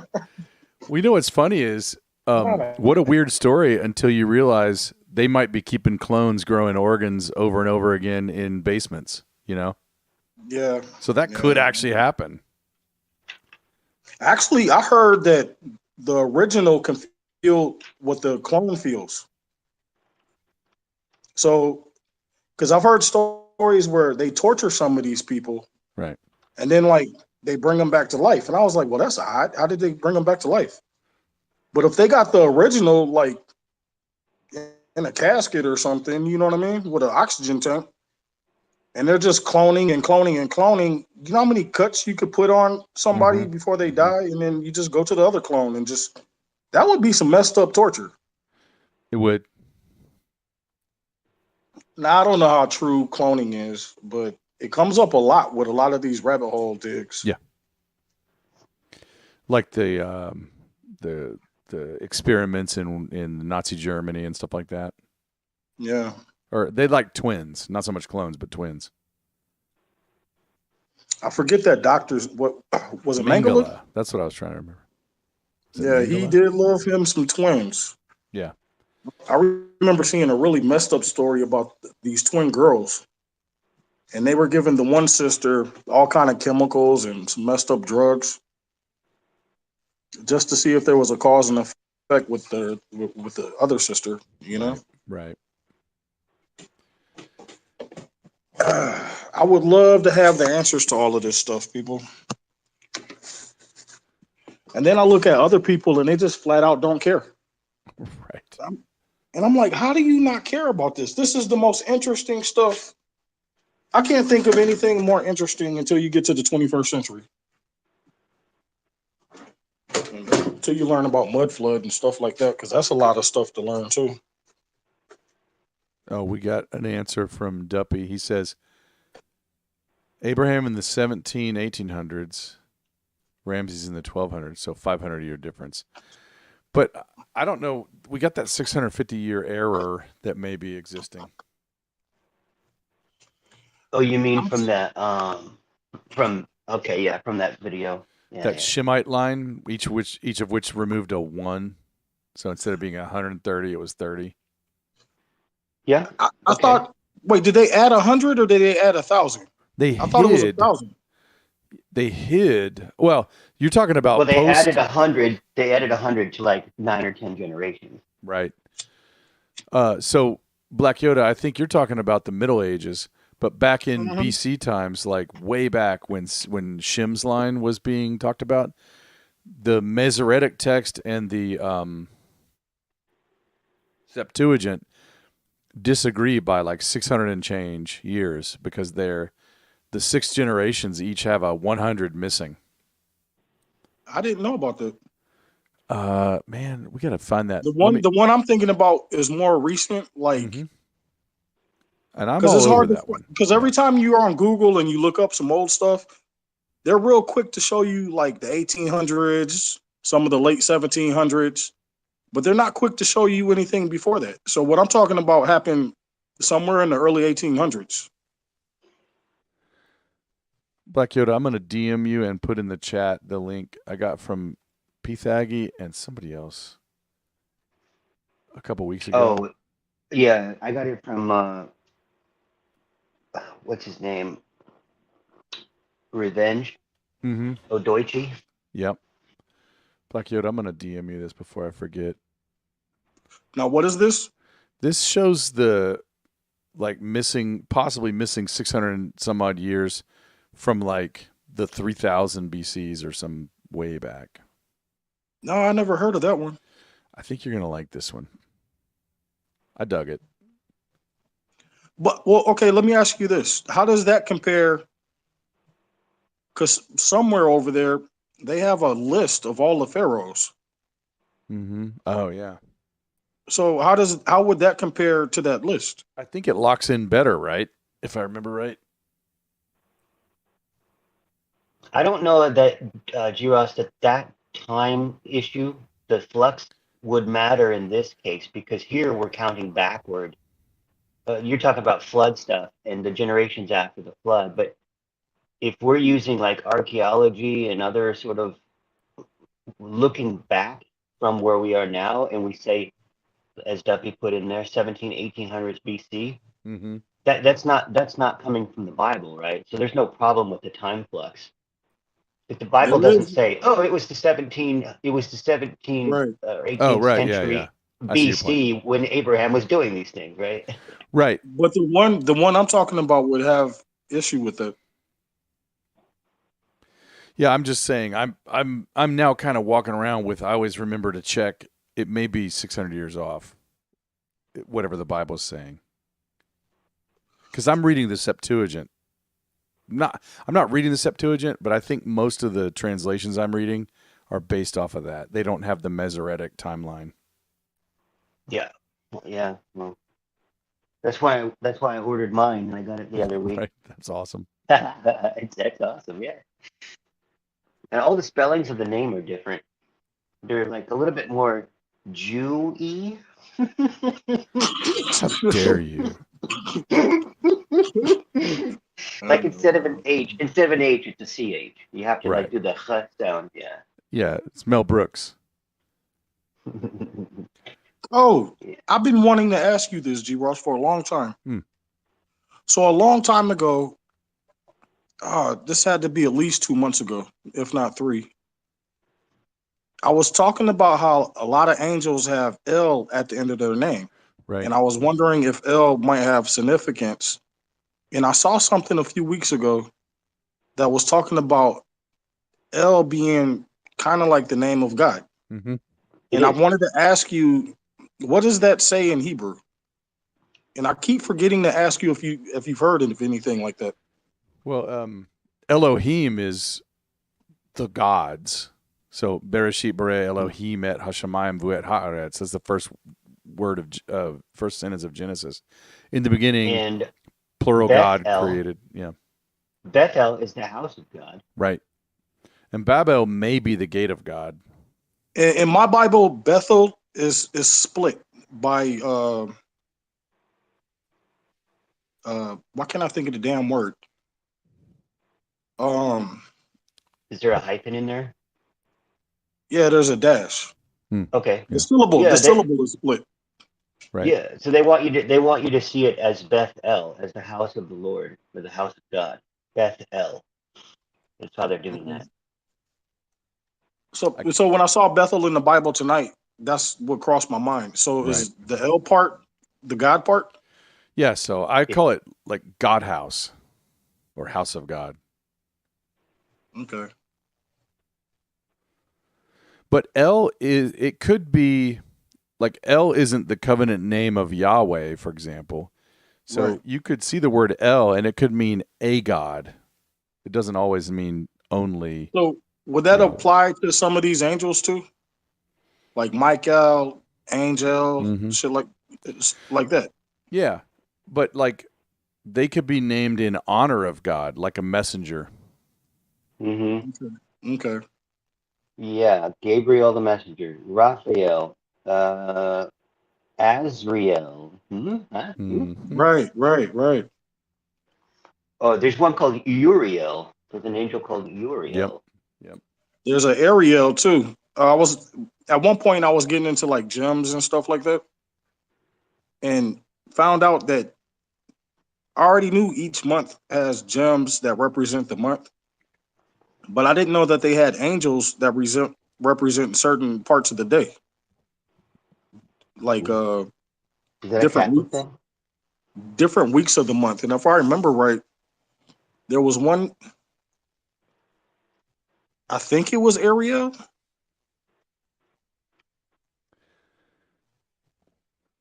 I'd have to look that back up. But Yep. yeah, I just thought it was really odd that a lot of these angels have L for the last of their name. Duppy is bringing up the really good point that the chief top dog in the Canaanite pantheon was El. I've forgotten. That's yeah. Like so here's the guy from Ur of Chaldean. It gets really blurry, you know. Which chicken and egg really started what?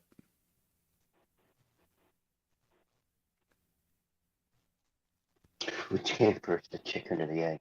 Because the Canaanites were pretty widespread even back then. You know. Yeah, well, so yeah, we're going to be digging on Canaanite tribes, Canaanite religion when we get into Jacob and all the brothers and stuff. Yeah. Well, you know Uh, how in the Duppy files we've learned that a lot of times they intentionally marry into the bloodline if they do well. Like we almost got in the last week or two to the level of if you do well, your reward is you get folded in. And you'll see that the Canaanites constantly get like the offspring. There's always like two. Like one brother goes good, the other one goes bad, and marries into the Canaanite line. It's that same behavior. oh yeah, Jacob and Esau. Yeah, Mm-hmm. exactly. Yeah.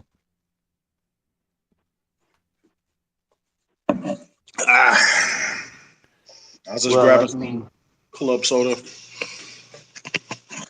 that seems to fit with the overall arc of the Old Testament. Keeping in line with you follow God, you do His will, you're taken care of. You go Right. against God, you're going to be punished. You're going to regret it. Mm-hmm.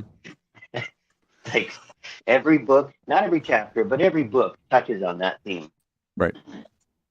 So on what you just said, Thaggy, I try to apply that to modern life and how would God perceive our modern life versus all the rules and stuff that he had back then? Like, do those still apply or not? Well, that's up to you. That's called religion. So if you're Jewish, they still apply, and if you're Christian, then Jesus represents a fulfillment of the or maybe Jirosh can explain it better. He's a Sunday school teacher. Yeah, he fulfilled. He didn't abolish. He just was the perfect example, right? Brought it to life almost. You know, the law by itself only kills, according to the New Testament teachings. The law can only convict and bring death. It can only point out sin. Anka Because Vanka, hello. There she I is. think Did she just join the chat or Yes. the conversation? Yeah, so I want She chat to be uncloaked. on notice. You're now being modded. She was No, she was she was cloaked. She was in lurker mode. Get in line. Now she chat. uncloaked. Yeah. now think about how you have the WEF and all of them trying to you'll eat bugs and like it. And I think about parts of the Bible, Deuteronomy, Leviticus, that talks about what we should and shouldn't eat. Like the movie Papillon. The movie what? Papillon. What movie is it? It was Steve McQueen movie where he was a prisoner. Ooh, what's it called? She said Papillon. she said a Steve McQueen movie called Papillon or something. Did they have to eat Butterfly. bugs? Yeah, he ate bugs to stay alive because all they gave him was bread and water. Oh, The whole time he Papillon. was in- Yeah. 1973. You know what? I'll Yeah. write that. I'll write that down and see if I can bootleg it later. 73. Okay. Dustin I've Hoffman. never seen it. Oh, Dustin. I'm And sorry, Steve who? McQueen. Yeah, okay. I wrote Well. it down, but remind me later. I would probably like to watch something like that. Ooh, just and to- John Quaid is in there. I want to see it now. Dude, did you ever see It was a really good movie. you ever see Soylent Green? Yeah, I have seen Soylent Green. Now compare that to nowadays. It's where we're at. On Friday, I'm going to do a story about they want cricket powder in our flour. Oh, dude, I just saw a link earlier today where now I forget who it is. I can look it up, but don't quote me if I'm wrong. I don't remember if it's the EU or the WEF, but they just approved cricket Mm-hmm. and a mealworm to be human edible, Right. and they want to start using it in our food. You will eat the bugs. Now, I hate to say it, people, we already have bugs in our food. Yeah. They just don't talk about it. Right. Where they get red dye from for candy and stuff Mhm. like that. Beetle I don't butts. remember the name of the beetle, but I think it starts with a C. Yeah. All right. Looks like an ugly ass. Looks like an ugly tick, but like smaller. It's disgusting. But that's where they get the red dye from. They get a lot of stuff from bugs that we just don't know about it. Mm-hmm. Don't get me started about heck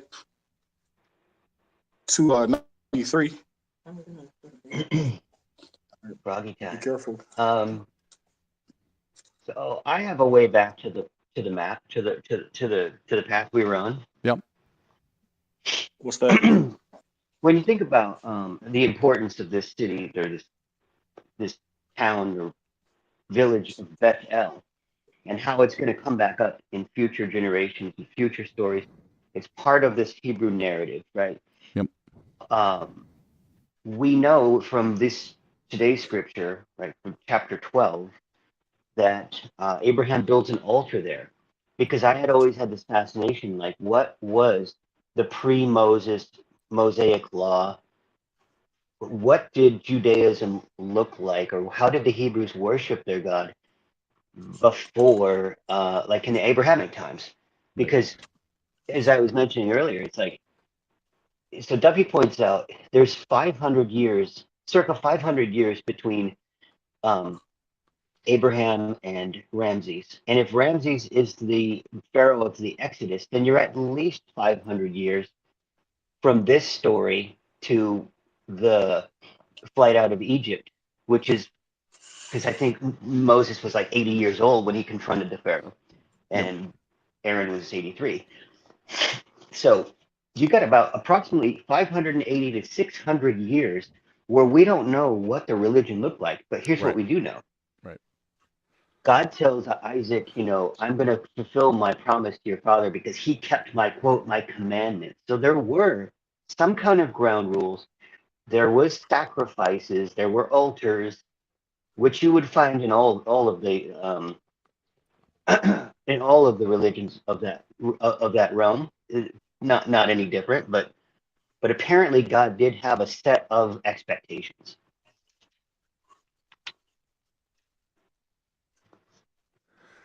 also, to your point, Pythagi, I was reading how later on some of these locations, I think Bethel, or one of the places where he builds his altar, is later on described as a higher altitude. And so they start talking about high places, and that becomes pretty common. Oh, like some of you might recite in a psalm, high places. Where you might have an Asherim pole, or it can be used improperly or properly. I see. Yeah, it's like it becomes emblematic of a place where an altar is erected and Right. sacrifices are burnt and so forth. Right.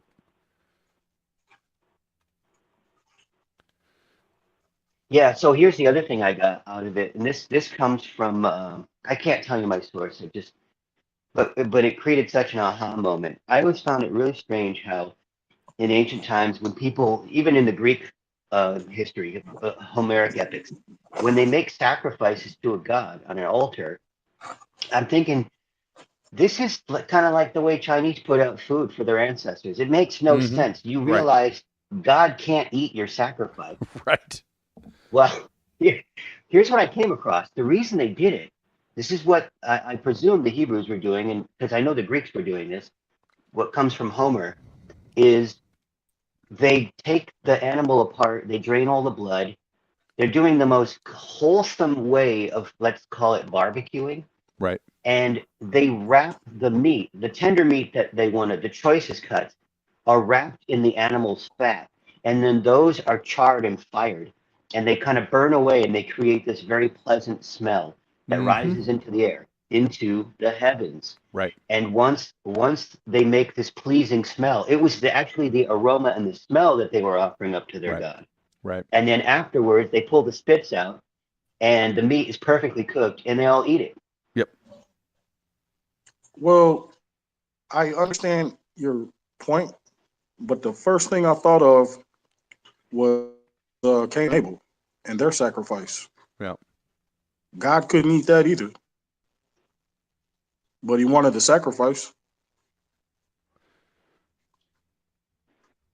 Yeah. So linguistically, smell and spirit are very close in Hebrew. Nice. And I wonder if, I'm not thinking of early man as primitive, but there's some kind of like, I don't know. I was going to try to be profound. It evaporated. I'll stop there. Well, I would consider animals to have spirits too. Mm-hmm. So there's got to be a relation with that. I wouldn't know how to relate that with plant life, but I know plants can feel other plants. Have you seen any of those studies? Well, they'll torture a plant and then they'll have another one clipped up and it'll have all those ziggly lines and whatnot. Yeah, that's pretty cool, right? And now we're kind of being taught in the last, 5-10 years to really look at mycelial networks. Those things are amazing, which is a whole nother type of thing. In addition to animal and plant, there seems to be like the mushroom type thing, which is a whole different bag. Elaborate on that one. I know mycelium has to do with mushrooms, but where are you making this connection with? The mycelial layer is the roots of the mushroom. Yeah. Okay. But it seems like information can travel really fast through mycelial. The mycelial web. Yeah. Oh, kind of like Avatar. Yeah. Yeah. I haven't seen the new Avatar. So going back to your thing about the beetles that are red, Duppy thinks the name was cochineal. Does that sound right? Something like that. And Sloan mentioned earthobait is a worm burger that McDonald's has been selling secretly for 2 decades. Yeah. Who uses that? McDonald's, he said. He says McEarthobait. And bringing it back a little bit to topic, Duppy said Bethel is where Jacob had his dream, and high places are an example of the primordial mound or the bin. Excellent point. Well, that article that I saw earlier mentioned that they're going to have to label the fact that food has those crickets or mealworms in it. Our country skates around labeling laws with wordplay. There's a word for it, and I can't think of what it is. I was just reading this yesterday too. Ain't this a bitch? Quantum language, legalese. It's not legalese. It's literally just wordplay. Like say they say something is sugar free, right? Right. As long as there's no cane sugar or table right, sugar, right. they can say it's sugar free, but it might have some kind of high fructose Right. or something of that nature, which is worse. You know what I mean? Yep. But there's a word for that kind of word, and you have people that it's their job to just come up with the wordplay. I would call it lying. It's very deceitful. Yeah. Imagine being diabetic and you fall for Yeah. you're buying all this stuff that says sugar free, but it's really got worse stuff in it. Mm-hmm. This world we live in, like when I was younger, when I remember I was 30 and I moved to East Mesa, I thought I had my son. It was just me and him. You know what I mean? I thought I had all the answers, bro. I thought I was on top of the world. I had money in the bank, paid off my student loan. You know what I mean? Like I thought I was on, dude, I didn't know shit. Well, they hadn't pulled the carpet out from under us yet. Yeah. Until COVID 3 years ago, almost to the day, we're getting close, right? March is when they locked us down. Right now, we were getting the scary news stories, but we're getting about 3 years ago. Even with all the crazy stuff we knew before that, since Q, and we were going down rabbit holes before that, some of us, the COVID thing has been nasty. The fake pandemic, just the lockdowns and the whole change in society. It's been nasty. I'm still surprised it hasn't woken up more people. I know some people have woken up, but the amount that still haven't, like there's certain things that I still won't talk to my father about because I know it's going to start an argument. Mm-hmm. In Brazilian Jiu-Jitsu, the guy will have your opponent might be sitting on you and be having you in full mount, right? And your arms are all locked up and you feel stuck. Mm-hmm. And the more you get used to living in that place with 240 pounds on you, you start to realize if you can just shift one shoulder, scoot one elbow, get a wrist, just little things. So I feel like the progress we've made has given us a little bit of wiggle room, but it's up to us. We're going to have to just keep making use of it and finally doing a side escape, We just got to keep pushing. Well, it helps to realize that Luciferians are real, demons are real. Mm-hmm. If you would have asked me 5 years ago about that, I would have dismissed it as, mythology of some sort, Right. But when you see and learn about what some of these people do and what they get involved in, even if it's not real, they believe it's real. It's at least an emergent phenomenon and can be modeled as almost real if it's not real. But I think it's real. Yeah, I do too. And they are hell bent. Yep. Well, they're not like a. Yeah. I was thinking about this. A lot of times the gods are concepts in ancient pantheons, and they're two-dimensional. They need us to live. They're bad ideas, whatever they are. Like sloth, violence, or whatever thing wants to. You talking about the 7 sins? Say again? The 7 sins? Yeah, like those could almost be like they're looking for expression. They need us to bring them to life.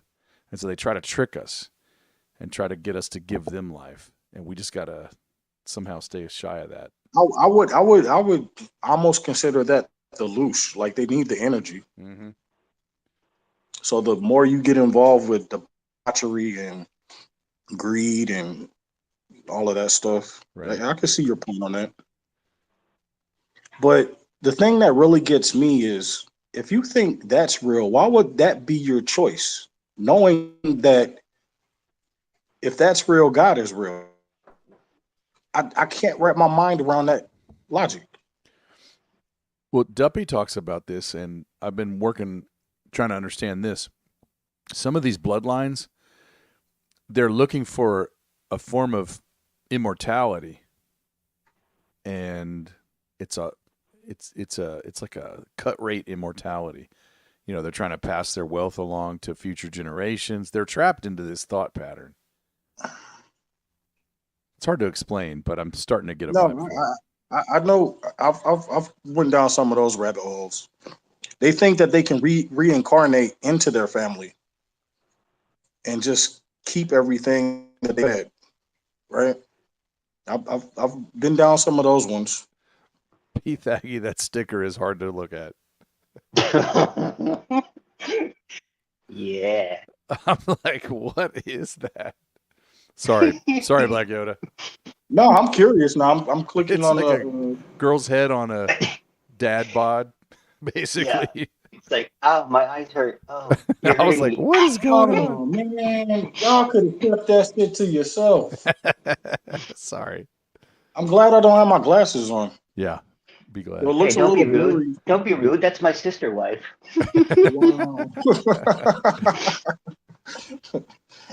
Wow. My So God. I'm thinking, just before I forget, that I'm going to do all of chapter 13 next week. So it may take like 35, 40 minutes. I've got No, it that's crunched fine. down, but I think all of chapter 13 next week. Do it. Will do. Yeah, that's fine. You did a good job floating through this tonight. Cool. Thank you. Thank you. Because, like I said, at this pace, it's going to take us more than 10 years to get through the Bible. Yeah. Well, you know, we can walk for a while and then run. You know, maybe I'll be able to squeeze in more verses per time zone. Definitely when we get to the boring parts, because Deuteronomy is not that far from here. You know what I mean? Let me see what happens. So I told, Yeah. like 10 years ago or so, I told my pastor, I'm like, that Leviticus. And he just was like, what do you mean? I'm like, you know, that Leviticus. A couple weeks later, I said it to him again. He hands me this giant book. It's like 1,000 pages. And it's called Holiness to the Lord. And it's all about Leviticus. So I'm like, all right, I'm a book nerd. So I read the whole thing. And then I read Leviticus. And I'm like, yeah, there's a lot there. But what I really learned is never joke about the Bible being boring to your pastor. Oh, because he gave you the homework. Oh, man. He just tripled down. Yeah. Now, when I was a kid, I don't remember if it was Deuteronomy or Leviticus, but something had came up at church and it made me curious. And I was like, you know what? I'm going to try to read this. And for a kid, I was like, man, it's just one rule after the next. Yeah. Like, really? Like, where's the good stuff? Mm-hmm. I never forgot that. Birdbanger in the But, you chat is tying some of the behavior of the bad guys into looking for the 144,000, which I think is an interesting concept. I wonder about that Yeah. sometimes.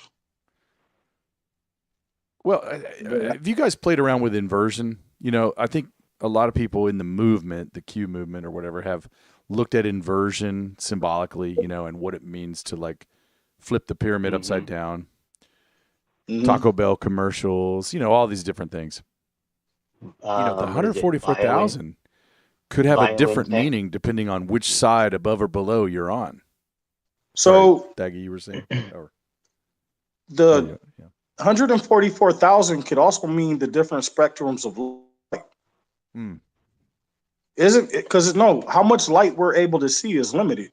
Can't we only see like 144,000 spectrums? Yeah, let me check the frequency range. Thaggy, were you saying something while I'm looking that up?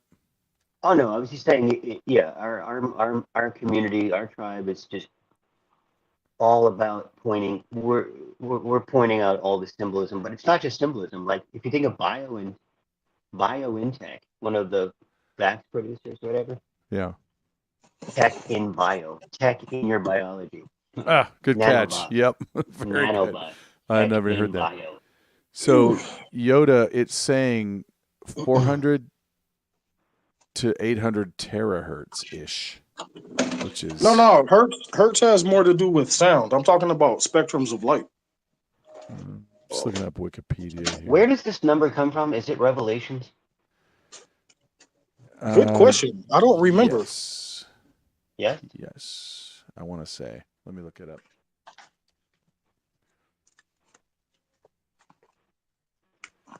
And who was it? It's the Jehovah's Witnesses who believe this thing is like a very literal number. Mm-hmm. I think it's reasonable to take it as both literal and metaphorical. Yeah, Revelation. Because it says that the 144,000 are the chosen, right? Yeah, it's got 12,000 Or from are they each the ones? tribe. Yeah. Are they the ones that remain on New Earth, on the reborn Earth, or is that how it works? Yeah, with protection. They've got a seal of protection. Wait, did it have anything to do with lost tribes? It could, because there's 12,000 from each tribe. So I would say yes, actually. From the tribes, whether they're lost or not, you know. That's the other thing, is they try to hide who is or isn't in the real tribes. Yeah. You know, Paul comes along, Pauline Christianity, and he says, don't worry so much about the genealogies. Let that stuff go. It's played its part. We got Jesus. We're done. So he kind of wants us to not keep genealogies anymore. But then John on Patmos Island writes that we're going to have the genealogies again. So it's kind of weird. I almost look at it like you might not know who the lost tribes are, but with a lot of people's behavior, just on the surface, you can almost figure out who they're not. Does that make sense? I like what you did there. Right. Nicely done.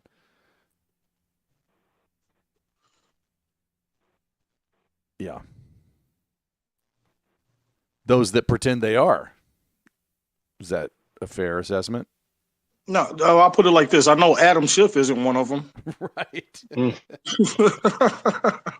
Nice.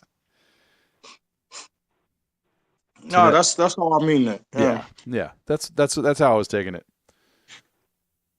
Well, Revelation 2:9 and 3:9 say the people who pretend to be the people of God but are not. Only. Oh, you know what? I was just saying something earlier to Bernie about some of these I always have a hard time saying that word. And God dang it, why does it get stuck on my tongue? Evangelist. Damn it. Yeah. I was talking about people like TD Jakes and that one lady, Joy something. I can't. Oh man. She has a mouth like the Joker. I'm drawing a blank. Big church, white lady. Down She's really good at. No. I know what you're talking about. Yeah, she's always doing these exegetical like sermons on YouTube and stuff. Oh, okay. She's really good at talking to people. I just have a hard time. Like the Joker. That's me. Well, that's how. Well, pull up a picture. Does she not? No, I know. That's how you jog my memory. I'm like, who the hell are you talking about? I was like, what's her that's name? me. Do we know her name? I can't remember. Okay, I'll put in mouth like the Joker, but that's just going to give me Joker pictures. No. She's a pretty just well-known evangelist. Yeah. Just type in TD Jakes and then white lady. She should pop up. TD Jakes, white lady. She has a short haircut. Paula White? Nah, I don't think so. Oh. I want to say her name is Joy something or Joy something. Let me see. Sloan says Paula White. Yeah. Let's get pull up Paula White. Does she have a mouth like a Joker? Let's check. Yeah, kind of. That can't be right. Hold on. Is this her? Oh, you know what? I was thinking of a brunette, but you know what? She does the same kind of stuff, doesn't she? No, the lady I'm thinking of is a brunette too. Oh, okay, Right. okay, Paula okay, White's yeah. blonde. So it's Tammy not Faye? Paula White. Oh, Tammy Faye. No, not her. I know who she is. Wasn't her Hold last on, name Baker? Yeah. I'll find it. I could have swore her name was Joy something. Bird Banger comes in and says, "Yeah, Paul is my apostle as well." Boom. Got a defender of Paul. You know, every now and then I do that. My mind goes, is Pauline Christianity really bad, like they say? And I look at because he comes over top in a way. I think we've talked about how some people would say maybe he's Josephus, or he might be both people. Mm-hmm. And when I look at, if you take the New Testament and subtract Paul, you still have, like, he doesn't really deviate from like what James writes or John writes or Peter. So I'm going to say I'm still pro Pauline Christianity is my bottom line for now. But there's like less miracles and stuff. Yeah. I mean, you have the tongues of fire in the Book of Acts, but Mm-hmm. there's way less miraculous stuff going on. Yeah. Well, so the miracles hit when Moses needs to be vetted, when Elijah needs to be vetted, when the apostles need to be vetted. Those are the main points where the miracles hit. Pretty much that's it. I think Elisha may have had one, like a small one, like he parted a river. He kind of set his stick down and the river parted instead of. I mean, my understanding, I mean, this is probably a huge theological topic, but my understanding is the difference between Peter and Paul was that Paul wanted to take the religion outside of right of the Right. synagogues, out of the Jewish community. It was for everyone. Right. Whereas Peter and his plan, they were like, no. Jesus never said anything about that. We're supposed to convert the Jews. Right. But when they had their meeting of the minds, Paul convinced Peter, it seems. Hey, her name is Joyce Meyer. Joyce Meyer. Let's see if that's what I was thinking.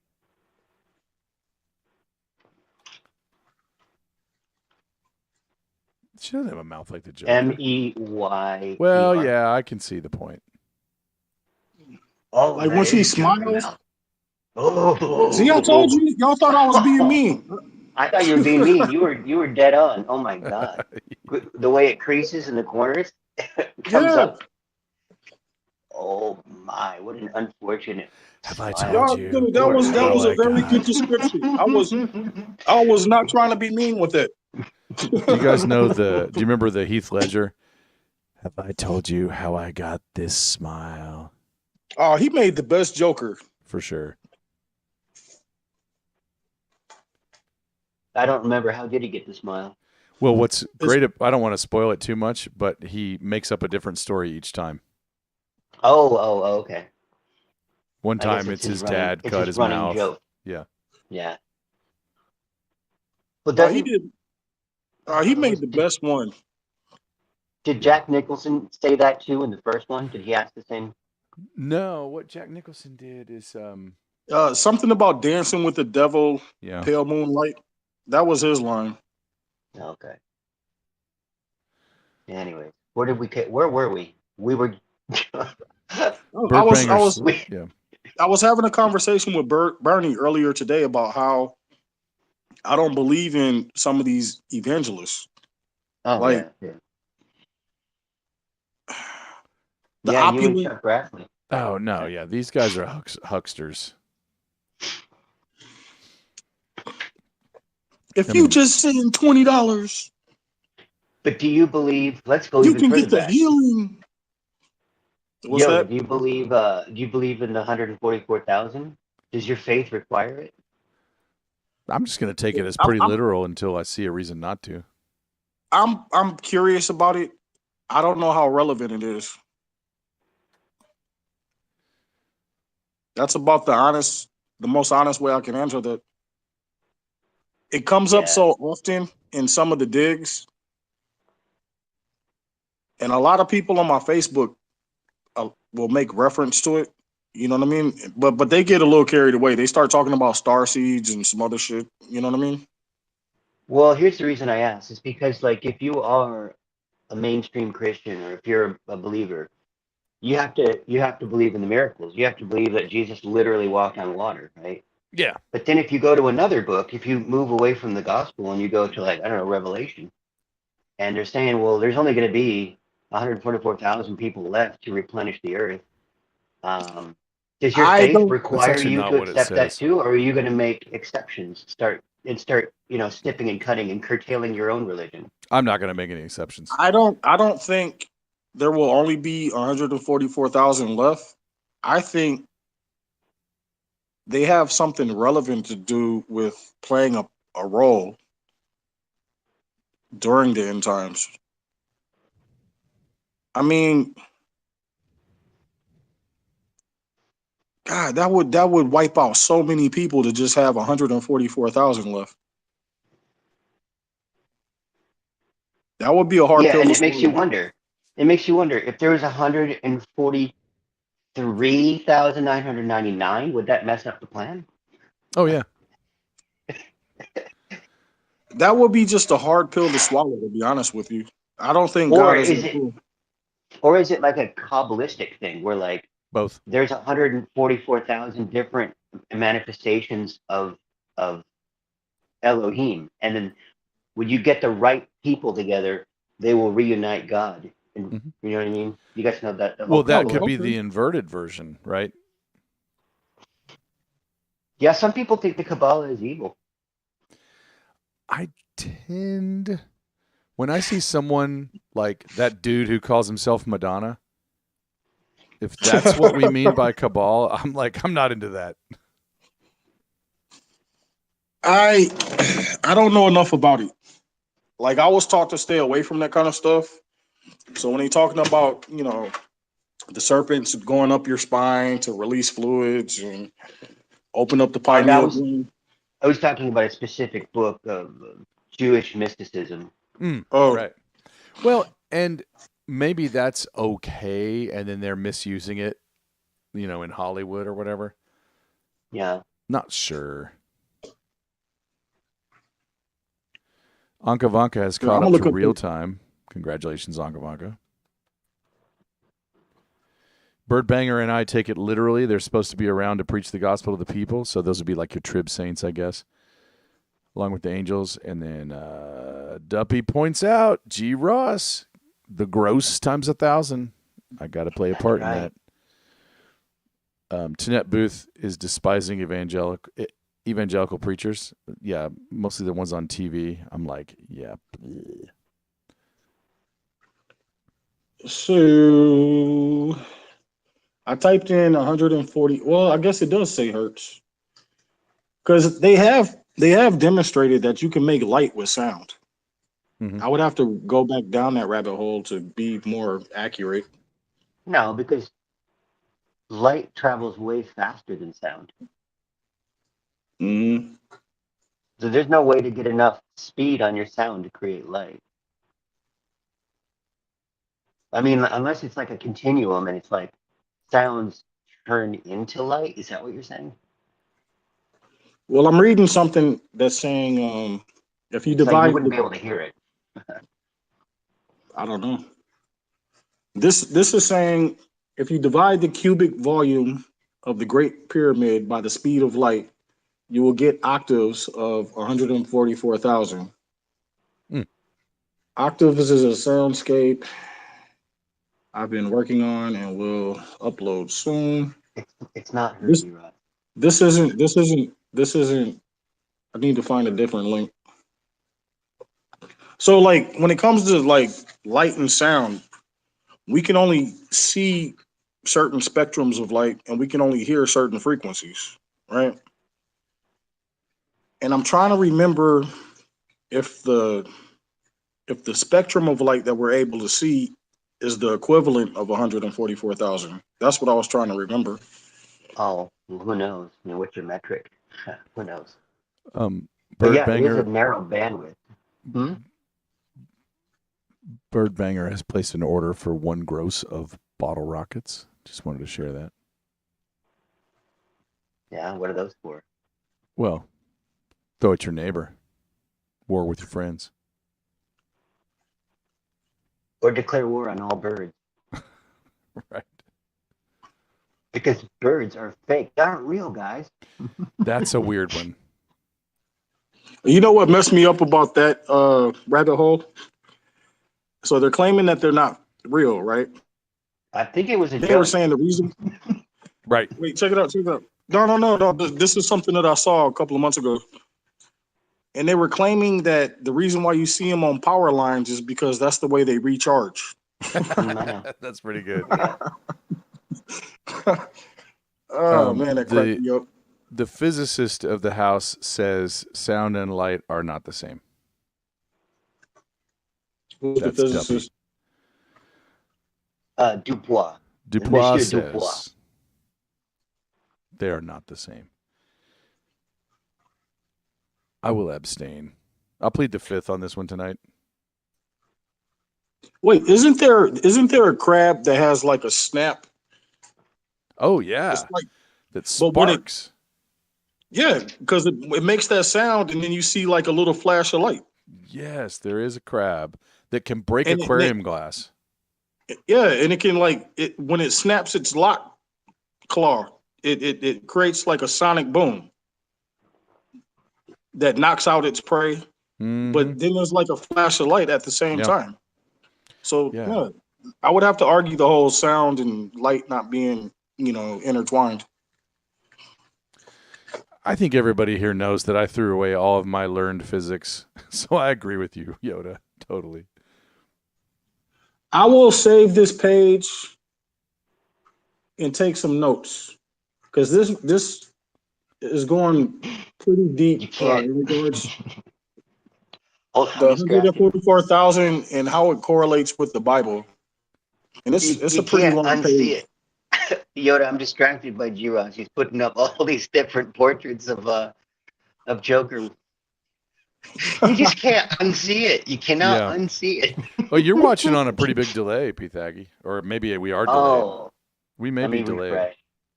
Let me see how I'm watching what the audience is watching. Well, but here, let's see.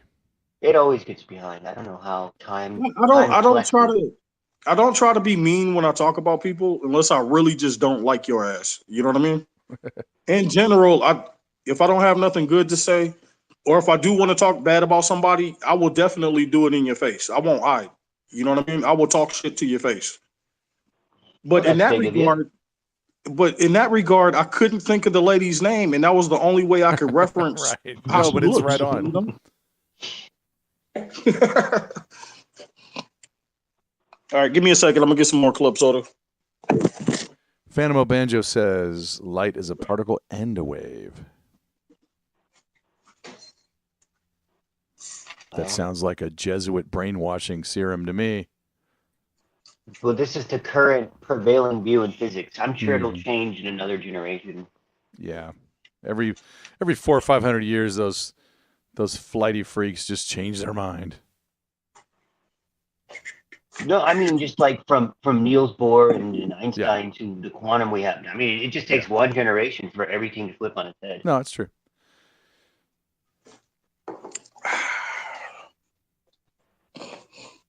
All right. Well, I do enjoy these conversations with you guys. Sure. Yeah, sure. I think we hit it all, and we did all our tangents. You guys help bring out the inner nerd in me.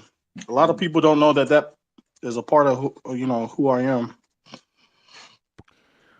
We stayed on the text the bulk of the first 45 minutes of panel, or at least 30. That's A record. Tied for our second best ever. Nice. I mean, there was some good stuff to go over. Thaggy brought in a lot to the conversation with what was that book called? Apocryphon Genesis. Right. No, I thought there was another book. Apocryphon Genesis. Right. No, I thought there was another book. Apocryphon Genesis. Right. No, I thought there was another book. or no, sorry, other way around. The Genesis Apocryphon, Mm, which if you see it in a bibliography, it's IQ, or I guess 1Q, the first book of Qumran. AP is Apocryphal Genesis, the Genesis Apocryphon. Yeah. okay. But you have to Um, remember, I don't put a lot of faith in this. To me, it's not like the veracity. It's interesting, but I agree with the author of the article. It's more of a way to explain away some of the gaps or problems um in your sacred stories. how do you Yeah. feel about Enoch or the book of Enoch? Uh, I mean, I don't really trust that one either. Although it's fascinating to look things up just to cross-reference and consider. The thing that places it higher amongst all the apocrypha and what are the Jews called theirs? The pseudo pseudepigrapha. Yeah, that's what Trump did to how did Duppy did it? Did he spin a phrase? We said pseudopigrapha, and he said that was somebody suing Liz Cheney Nice. or something like that. So but amongst all of these, I like Ross's word, extra biblical writings. Um, I think Enoch gets placed a bit higher only because it's part of the Coptic Bible, the Yeah. Ethiopian Bible. Yeah. Yeah. Right. I would trust the Ethiopian one more than the other ones. Mm-hmm. Yeah. I do like me the Orthodox religions. What do you mean? Like the Ethiopian, the Russian, the Eastern. Oh, They didn't like when Rome said we're the greater among equals, set their bishophood higher. They said, "Huh." And I thought that was kind of good and traditional and conservative. I don't know that Rome, by setting one bishop higher, really helped the world. no. And then when you learn about the Black Pope and everything else, it's like I don't Oh even. yeah. By the time you get to Martin Luther, like the Pope is an abomination. It is like the great Satan. Right. That messed me up when I learned about like what's her name? That nun. Oh, Mother Teresa Yeah, and you her don't want to hear orphanages. that. Yeah. Oh, didn't that know. messed me up. Yep. Oh yeah, I knew while she was still alive. I'd heard that one. That Yeah. It's there are no it's, saints. I'm a right. skeptic. There are no saints, guys. No, I agree with you, Pythaggy. There's no perfect behavior. Everyone goofs up.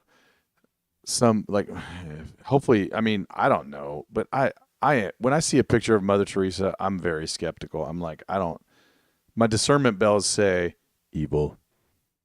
Hey, did you see any of the rabbit holes talking about she might be Fauci's mother? Whoa, what? I saw some of the pictures of them together. Yeah.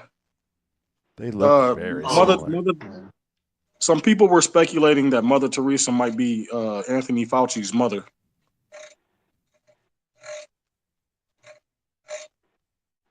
And when you look at some of the pictures, you're like, wow, there are a lot of similarities. They do look very similar.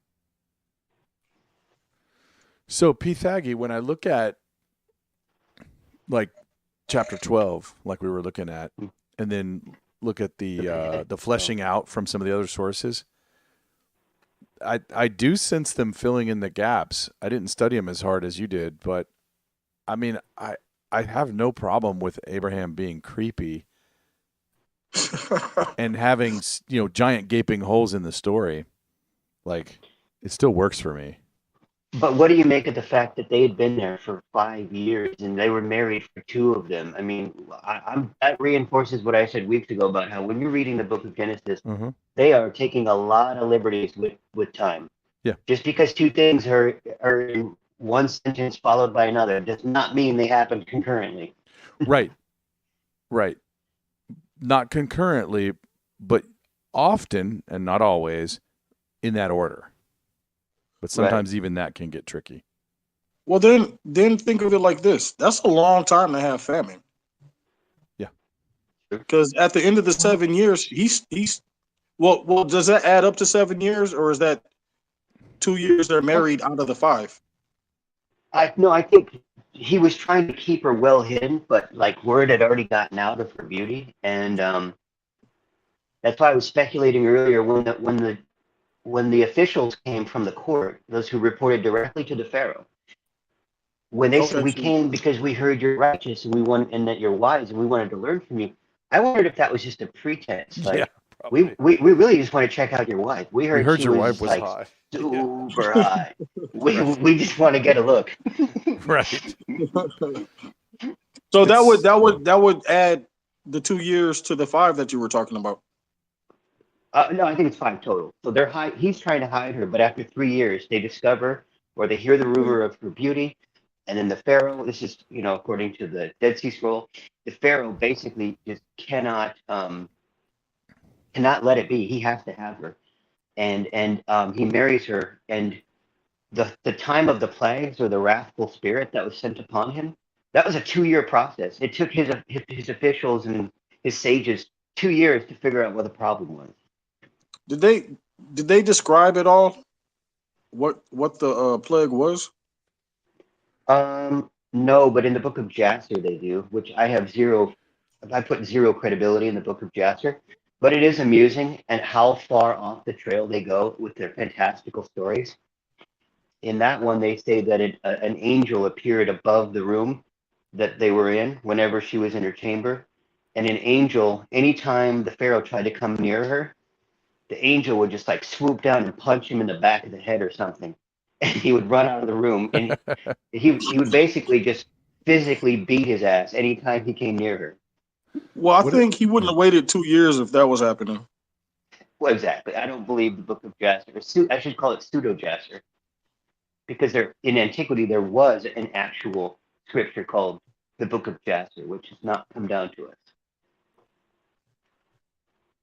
You know what? I'll go on YouTube and see if there's any videos talking about the apocryphal books. I'll find something because those books that I have listed in Amazon are pretty pricey. I cheat and use the PDFs. I hate to admit it, but yeah, they're cheap. They're free. Yeah, but 800 pages is a long time to be staring at a laptop. No question. Jeanette Booth says to look up poem nursery rhyme, The Last Pope. When the last pope picture is on the wall, the last pope will fall. But then she says you won't find it. Let me try the quote here. See what I find. I'll use Google.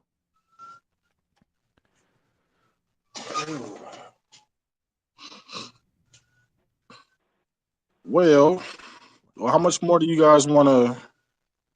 Is that it? No, I'm good. We get a good 2 hours, and I woke up super early to go to the dentist. So I wouldn't mind calling it.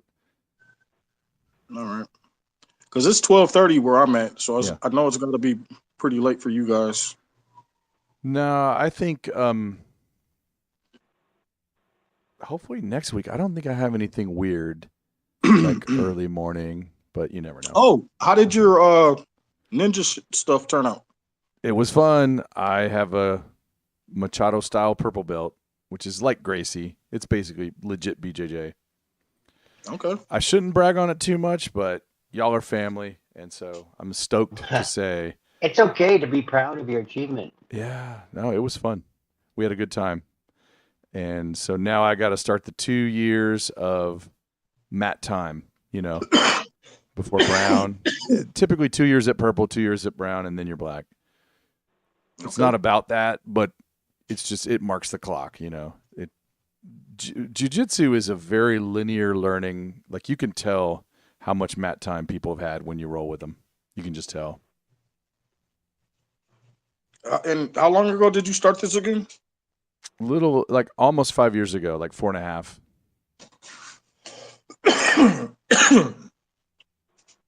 Oh, I got an itch in my throat. All right. Yeah, Well, people are bailing. Yeah. People are going to bed here, guys. Yeah. No, this is it. This is awesome. Do we want to do a round robin? I can go first if you guys want. I'm done. I'm going to hang up. It was great. All right. Thanks for having me. We'll do it again next time. Pythagi, we'll see you then. Good night. All of chapter 13. Black Yoda, All right. bring us home. It was fun, like always. In my opinion, Pythagi brought some good sauce. Like, I know what those books are, but I didn't realize that this particular topic discussed some of the information that's, we're curious about. Mm-hmm. So that was a lot of fun. And even the off-subject topics are fun, just discussing those and just bouncing ideas off of each other, Yep. I'm always down for conversations like that because sometimes somebody will say something and it'll remind me of a thing. And I'm like, oh, let me add this to the, conversation, right? Right.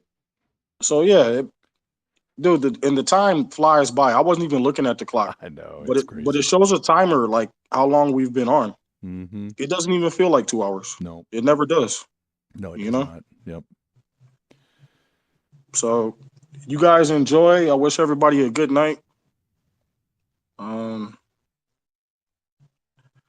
Still thinking about my friend, Yeah. but Yeah. I don't have enough details on her situation. She Yeah. was just a good person. She'll be missed. Yep.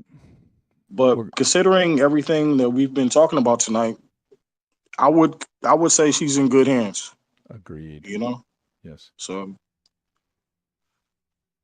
deuces, everybody. I'll see you guys next week. Thank you, brother.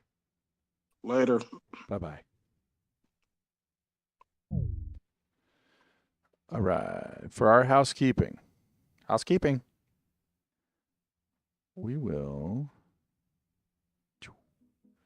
first release the scratching.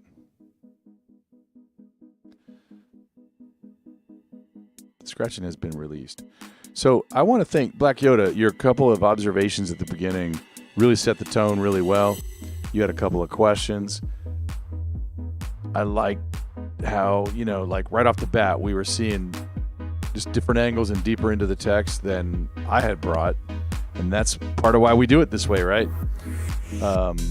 Pythagi, thanks for bringing in the scholarly wisdom from the Apocrypha. And just good thinking all around. I loved that chat tonight. I'll be here Friday with Angular. And we'll do something Sunday. It's looking like Sunday is going to be Funklosophy. And remember, that starts around 11:30 Central. But we'll have more updates on that on Friday. Congrats to the Scratchers. I'm going to break down the microphone, and I'll be over. Where will I be? I always stop by Sloan TV chat. I'll pop around, but you'll probably see me there. All right. Love you all. Genesis chapter 13 next week. All right. Bye-bye.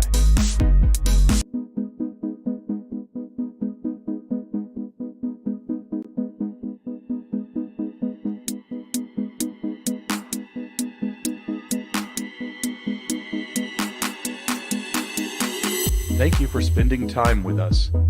We're joined on Fridays by co-host Angular. This has been G. Ross, and you are the underscore. Be sure to catch us on the foxhole.app, DLive, YouTube, or Facebook.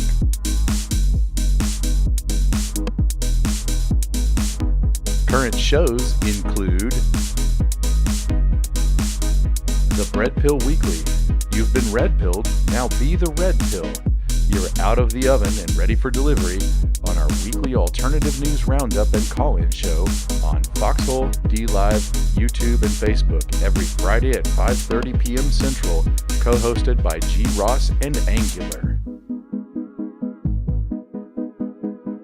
Current shows include